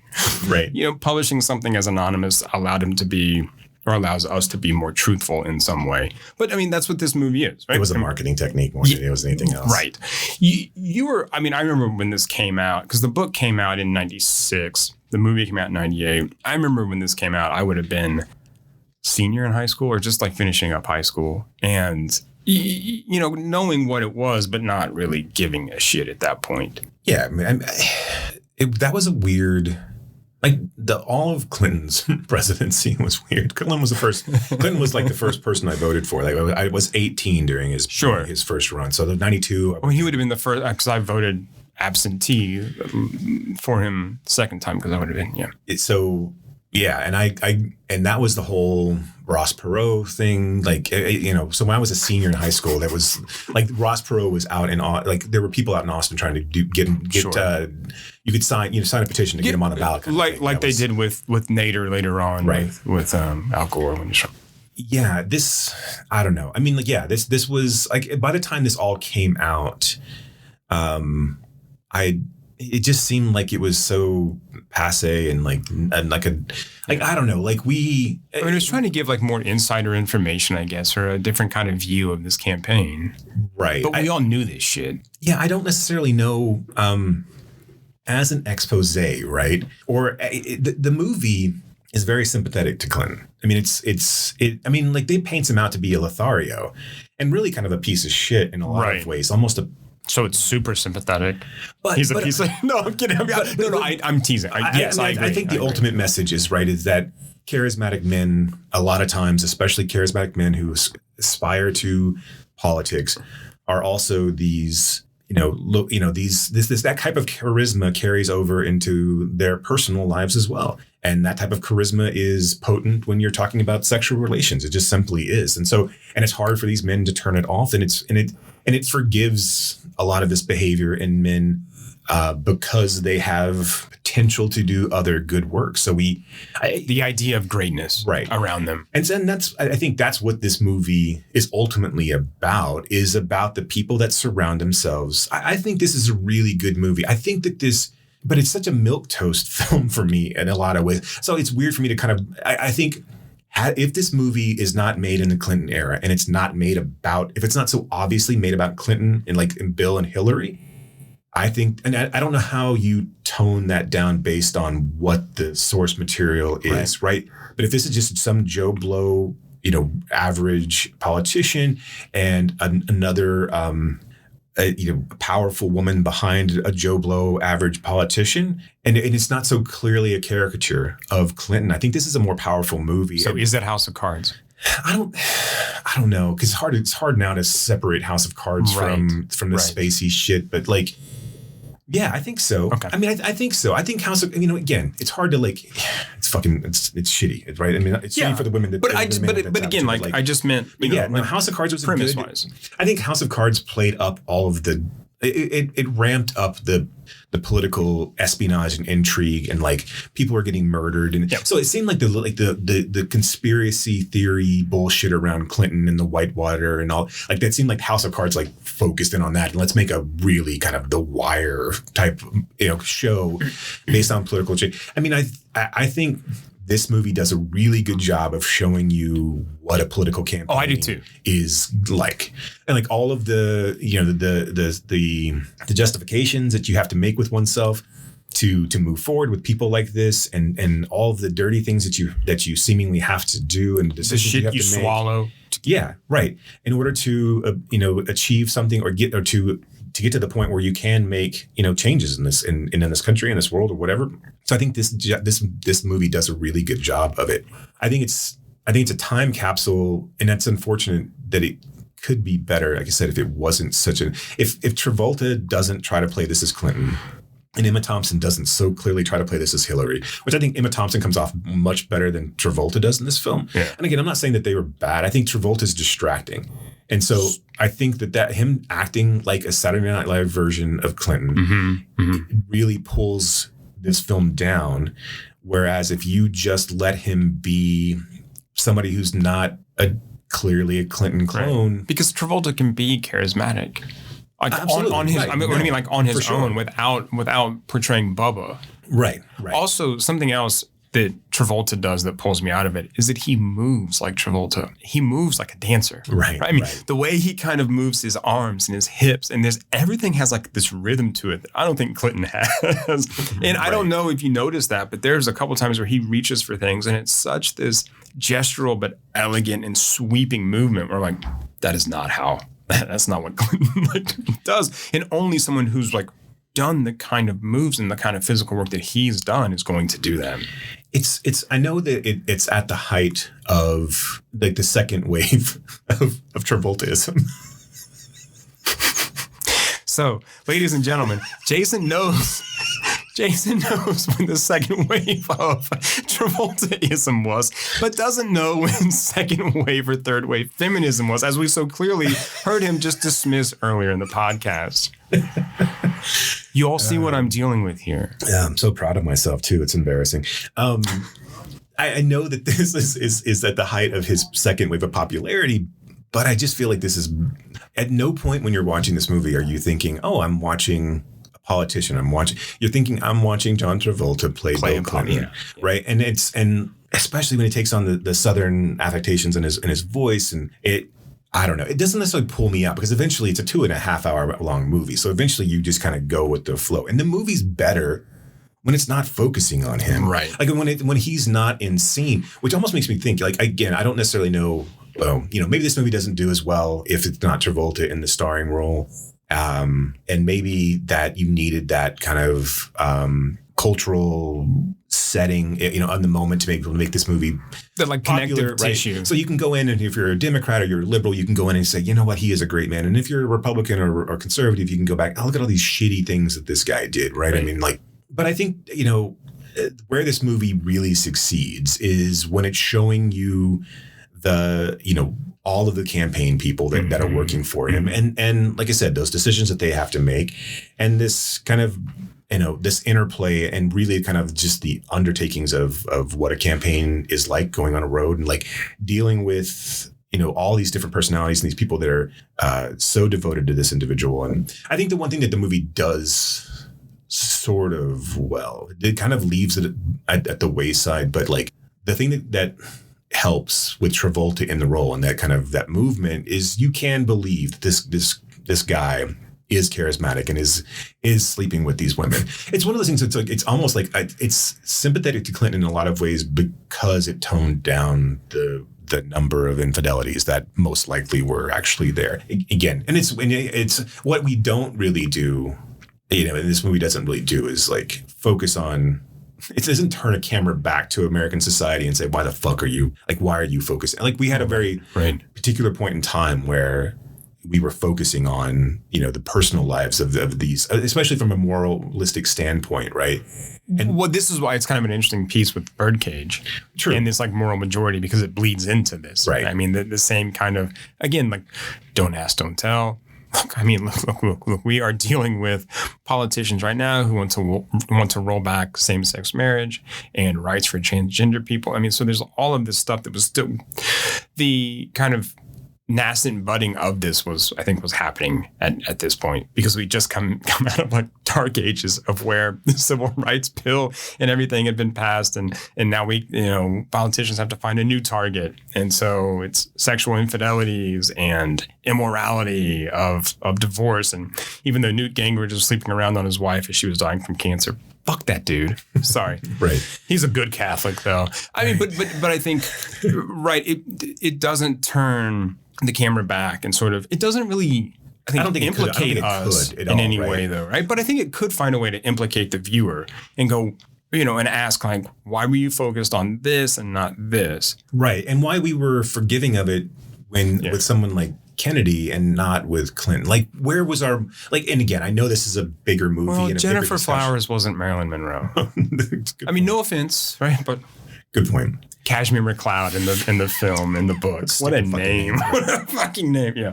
This movie is, it's interesting too that it comes out in the middle of Clinton's second term, right? I mean, so this is close to the Lewinsky scandal. Right. Which is, again, coupling it with Levinson's Wag the Dog, which is also another movie that comes out at the same, so having both of those come out during this era, I know it's pretty bold, I guess, but again, also then kind of limits them with any sort of historical perspective or any sort of perspective of outside, greater picture than just the moment of, okay, we've got this guy and he is a philanderer but he also has potential to become president of the United States, and this is what we're going to do for this particular person. To take that film and to make it now where we clearly don't seemingly give a shit about that stuff anymore. At least for one person anyway. Right. And then and rightfully so, to where we look for at someone like Lewinsky, who has been able to slowly crawl her way back to us treating her like a fucking human being rather than just instead of a villain. Right. Rather than or just a walking joke. Right. I know this is not the intention of this film, but it's one of those things that kind of stands out as we're watching it in 2023 is that we're so focused on, look, there's a personal dynamic of between a husband and a wife that is not touched upon. Sorry, the lights are flickering out. Probably related to the emergency notice that we got, and we're just ignoring. They're telling me my time is up. We're not at the way station to heaven. So there's a dynamic there that we don't really even touch on either. It's only, and again, I know this movie is about the campaign trail, but the moments that really stand out are the ones when Emma Thompson learns that her husband has slept with a 17-year-old, former babysitter, and she just collapses and lashes out at George Stephanopoulos. Right. And the Kathy, I think everybody on the supporting cast is phenomenal. I think Billy Bob's phenomenal. James Garville. Yeah, I think Kathy Bates is amazing. Mm-hmm. She is incredible. I think Maura Tierney's great. Maura Tierney is always great. Yeah, no. Why do we have more? I have such a thing for Maura Tierney. Okay, no, right. No, always have. We'll never not have a thing for Maura Tierney. But why wasn't she in more? I don't. So. Yeah. Have you ever seen Pump Up the Volume with Christian Slater? Yes, she was married to the guy, the blonde-haired kind of punkish guy in Pump Up the Volume. She was married to him for a really long time. And so they kind of came up together and I think her career kind of took off and she did an ER and News Radio. Yes. Oh, she's so good. I don't know why there's not, if we want to go just delve into, if we want to bring someone to the Elaine May level of why there hasn't been more of them. Yeah, Maura Tierney. Yeah. It's why isn't there more Maura Tierney? Did you watch The Affair on Showtime? I have not seen that. With Dominic Purcell? No, the guy from The Wire. What's his fucking name? I'm sorry. The guy that was in Punisher. No, what? Yeah, he was the slash face in somebody in one of the Punishers. Why can I not think of his name? Dominic West. Dominic West. Thank you, Dominic West. Jesus Christ. Yeah, she and Dominic West are in The Affair. I mean, I don't think it's that great, but it's more stuff with her. Though. But it's exactly. And I think has an emotional gravitas in the series. Anyway. So do you like this film? I mean, like, I thought it was fine. Did you see it when it came out in 98 or whenever it was? No, I saw it later. Okay. Several years later. I mean, I thought it was fine. I think kind of like what you said, it's a very milquetoast kind of movie of its time, right? Like, I mean, in a way, like Birdcage. I think it's well made. I think it's well acted. I think there are some interesting shots when they get off of the plane and he, is basically getting dressed down by Emma Thompson, and Nichols has that camera just spin around them to kind of, indicate this like turmoil and sort of fight. I thought that was really cool and a good use of that. It doesn't do a ton of that, but even at the beginning where we just see the handshakes, right, and we focus on that. I mean, so I think it's a well made and it does some interesting stuff. I can't quite figure out the tone. Right. I mean, I feel like the tone is kind of uneven. At one point, it's sort of jokey, then it's serious, then it gets really like that near the end, right? When you get to the Kathy Bates suicide, right? It kind of turns on a dime. Yeah. Like whereas before, everyone's kind of jovial and this is all kind of lighthearted. And really, once Bates comes in, when she's such a powerful force and such a powerhouse in this, and she just kind of owns and chews up the scenery and she owns everything. It's weird then when all of this, like I said, it takes such a serious turn and like it just. And they go dark. Right. They go dirty. Right. And then we get Larry Hagman's, I could do anything except cocaine. Cocaine's a hell of a drug. And I only slept with this guy a couple of times, but it was because of cocaine. He just goes on this like cocaine rant. And that was the other thing about this movie that was weird to me, like watching it now, not the cocaine part, but like just the, that's never weird. No, I'm doing it right now.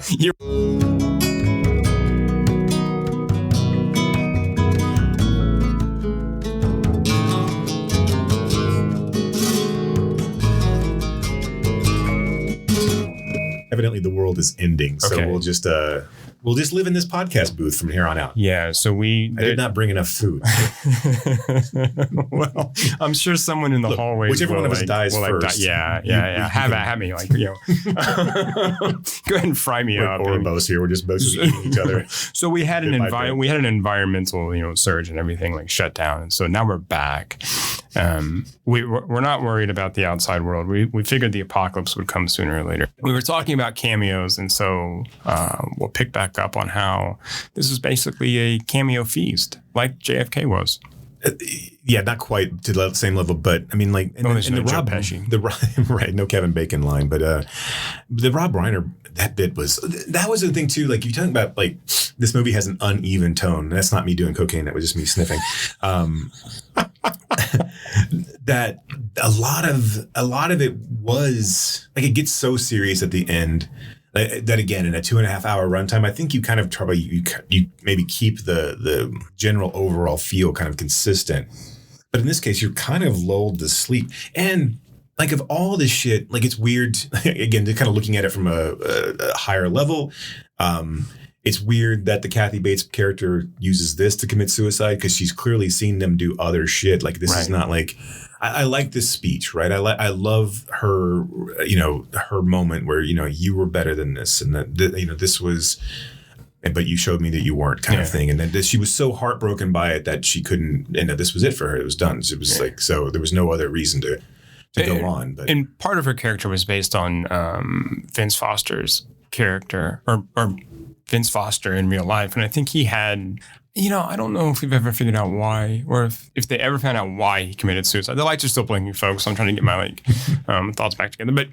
But again, it's movie land. And I think the tone is just uneven kind of throughout. It got good reviews when it came out. It was very financially successful.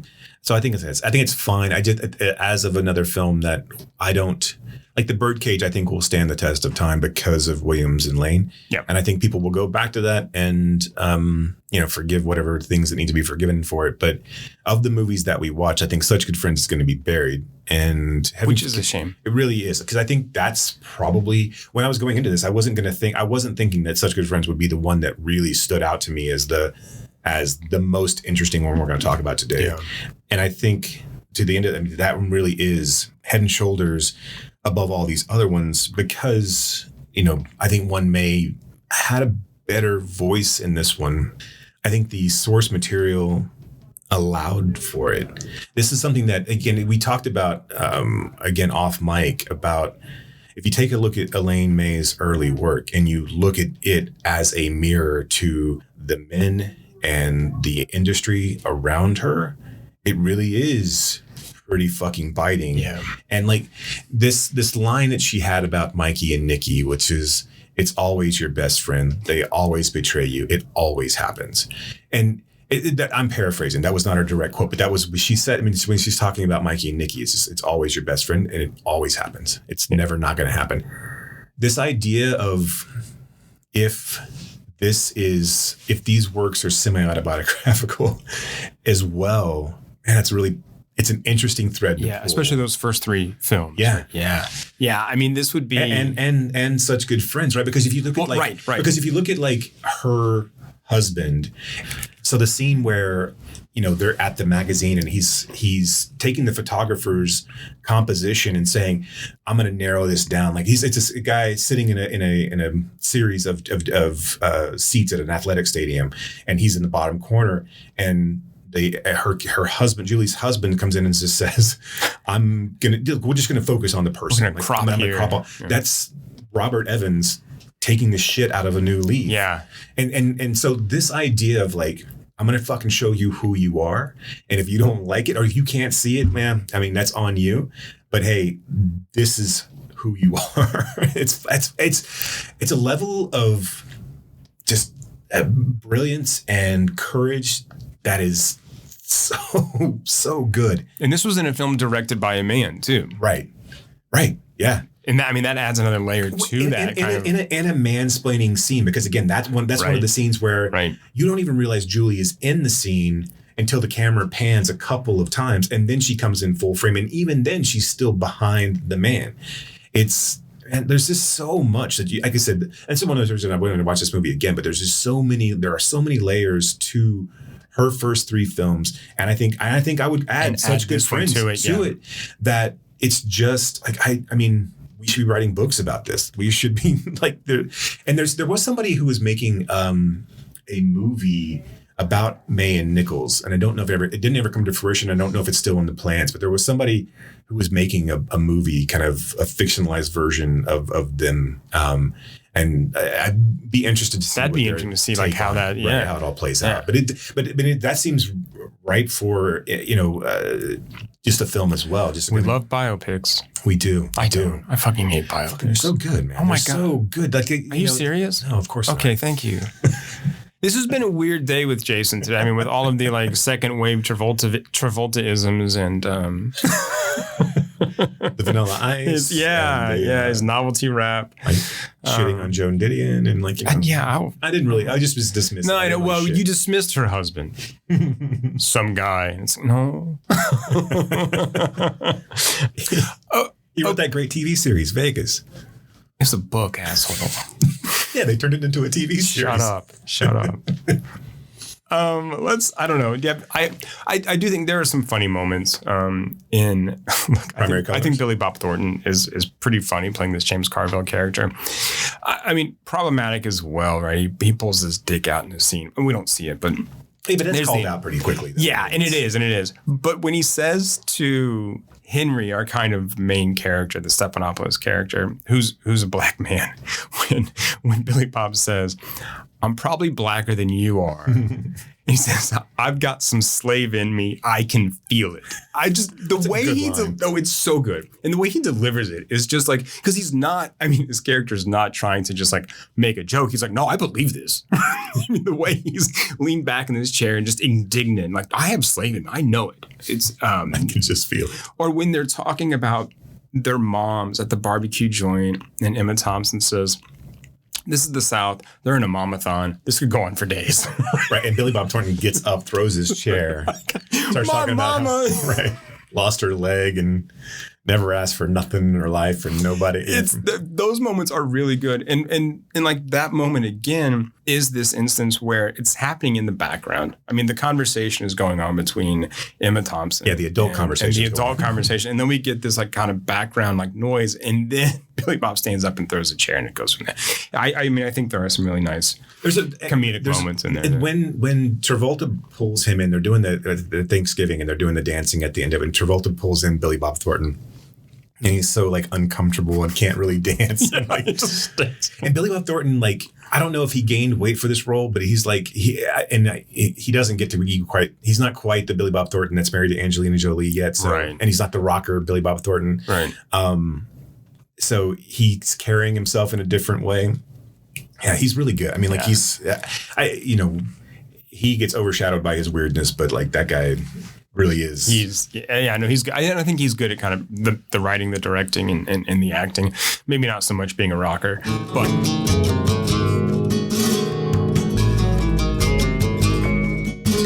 Okay, well that wraps up the screenplay segment of our May Madness, Elaine-a-thon. And since we don't want to give this up, we're going to dive into Elaine's acting performances.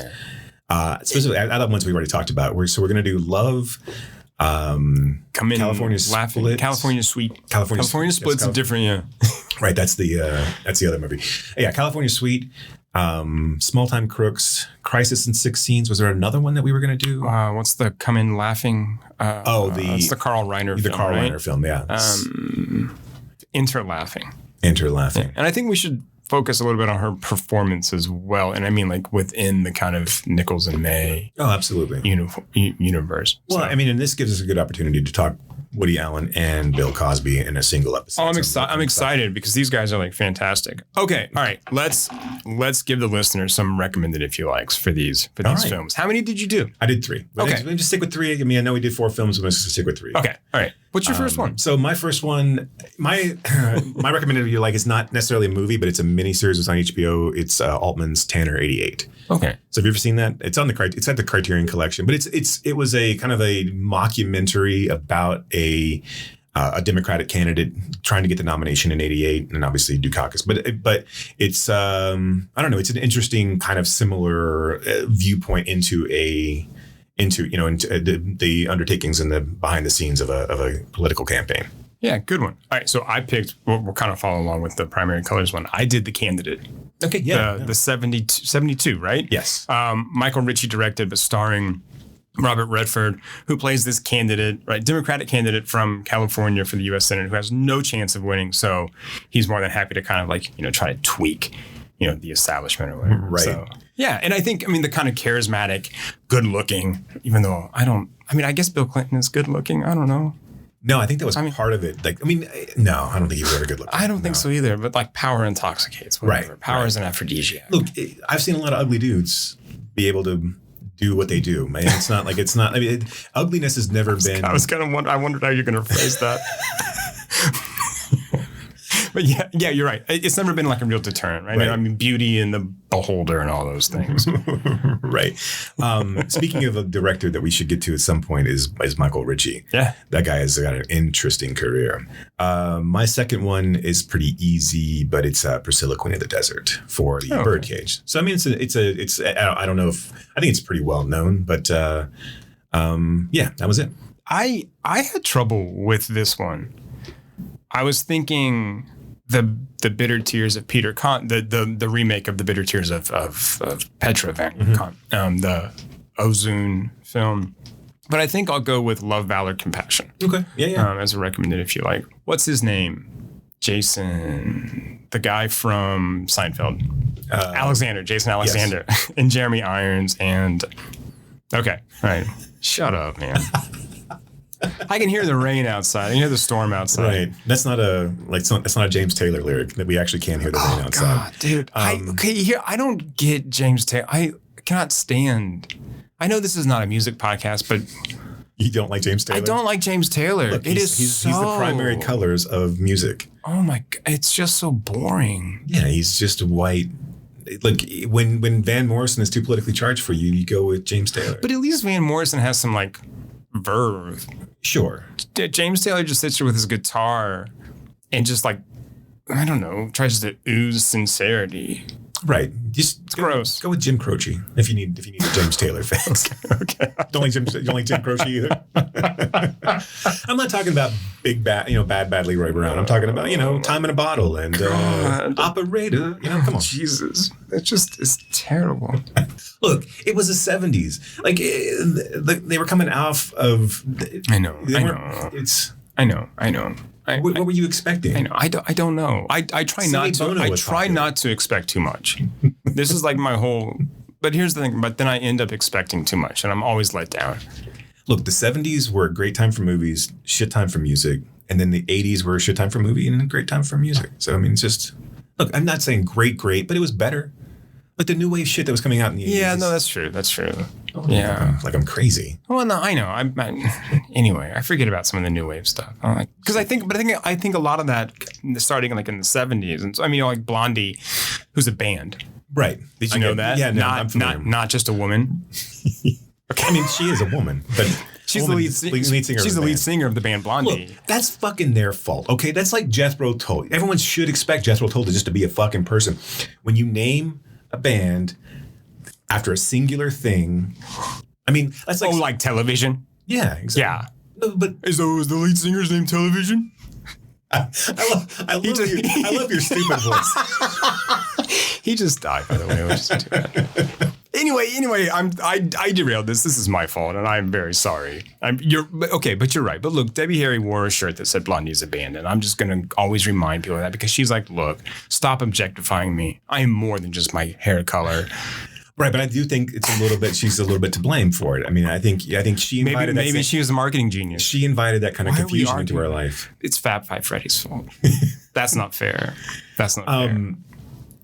So my last one is an Otto Preminger film, Bunny Lake is Missing. If you want to dive into other Preminger films that I think are interesting, Bunny Lake is Missing is about a woman who basically gets gaslighted the entire film, and where she thinks that her daughter is been taken, and they try to convince her that her daughter never was there in the first place. It's I don't know. It was kind of forward thinking at the time of those types of movies, and it's I don't know. It does a pretty good job of like making you question her as well at certain points. Is it like that Jodie Foster movie, Flight Plan? It is exactly like Flight Plan. It's it's like Little Man Tate meets Flight Plan. I'm sorry. The accused. My last one is Your Friends and Neighbors. Oh, there we go. The Neil LaBute. This was back when you still liked Neil LaBute, right? Right. Yeah. When I still thought he could like destroy the world like that. But yeah, a bunch of unhappy couples that sort of like all fall apart and then just like screw each other, sort of like literally and figuratively. Right. Yeah. That whole. Oh God, Ben Stiller with the goatee. Yeah, Aaron Eckhart. I don't even. Jason Patrick. Jason Patrick's so good in that movie. So good in that movie. There's a scene where they're in the sauna and they are swapping like best sex stories. Yeah. Fuck. That is intense. It's hard to hear. I mean, but he's so committed to that. Right. To that moment. And yeah, that whole that is one of the better like. I don't know. That's one of the better, like, horrifically mean movie scenes of all time. Like, and he does it so very well. And the horror that Ben Stiller and Aaron Eckhart have found themselves in that moment is so good. That scene makes that movie. I mean, it's a good movie regardless, but that scene kind of just takes it to the next level. Yeah, I mean, and this goes along with he made uncomfortable movies to sit through, but movies that at least I thought at the time, and I haven't revisited this film in a while, and I haven't revisited in the Company of Men in a while, but I remember thinking, and I maybe misguidedly so, I don't know, still thinking that these are good films. I've watched In the Company of Men. I screened it and at the At Home Film Fest, and I think it still holds up. It shows all the trappings of a movie that's made for next to nothing, right? Yeah. I mean, it is very much a 90s, and relic's the wrong term, but that kind of indie film that was just on a nothing budget and overly talky but it does what it does still really well. I mean, and the performances that he's able to get out of out of his crew of actors. I think it holds up. I have not watched Your Friends and Neighbors in a minute, but I still think Incumbent Minch. And I watched The Shape of Things too, and I think that one still does pretty well. I think those types of movies are relatively timeless in that sense, and which is why I was so enamored with Such Good Friends, is that it really is. Once you get past the bonkers nature of it all and kind of can separate yourself from it for a minute. Like I said, I think that movie is best on its third or fourth rewatch, where you can really kind of dig in and try to figure out and see things you didn't see the first time. And you kind of get past the shock of the initial viewing, because you're like, what the fuck is going on? Right. Not to say it's like a Shyamalan movie, but it really is like, I got to figure out, okay, what did you sit with it for a minute, like, what did I go out and what did I miss? Yeah. Where I want to go back and watch all the, now that knowing what you know, right? And knowing where she ends up, I want to go back and watch all the interactions and see, because there's that, that scene, again, you're talking about the same kind of scene from Your Friends and Neighbors, when she's confronting her, his mistress. And she says, the moment that I can, I'm going to shove this in. The moment I can hurt you with this, I'm going to shove this in right into your mouth full of 12-year-old teeth. Is such a great fucking line. Yeah. And then when it comes around, when she's able to do that, she doesn't. She's just like, you know what? I don't want to be that person. Yeah. I don't want to be that bitch. I'm going to be a bitch, but I'm not going to be that bitch. That moment where they're talking, right, when she's in this like terrible stage adaptation of a Shakespeare play with right. like the sitar. I mean, that seems like a May touch. I mean, that kind of like humor and the director taking it seriously. Another thing that Preminger didn't know how to do. But I feel like that was maybe a moment where the Didion work had come in, when she's talking about power and how to use it and that stuff. Yeah. Okay. They're turning the lights out on us. So the world is literally collapsing around us. So next time we're going to take a look at Elaine May's acting and performance. I think we should talk about at least one new film as well. And maybe you have one in mind. Well, I was going to say maybe Infinity Pool. We could talk about. Okay. Did you finish it? I did. Okay. So I think we could talk about that. Yeah. So I think we'll do at least one new film, maybe two, and we'll dig into more of Elaine May, because we cannot quit Elaine May. Other than that, thank you all for listening. And as we go outside, we'll be definitely doing this, is keep screaming.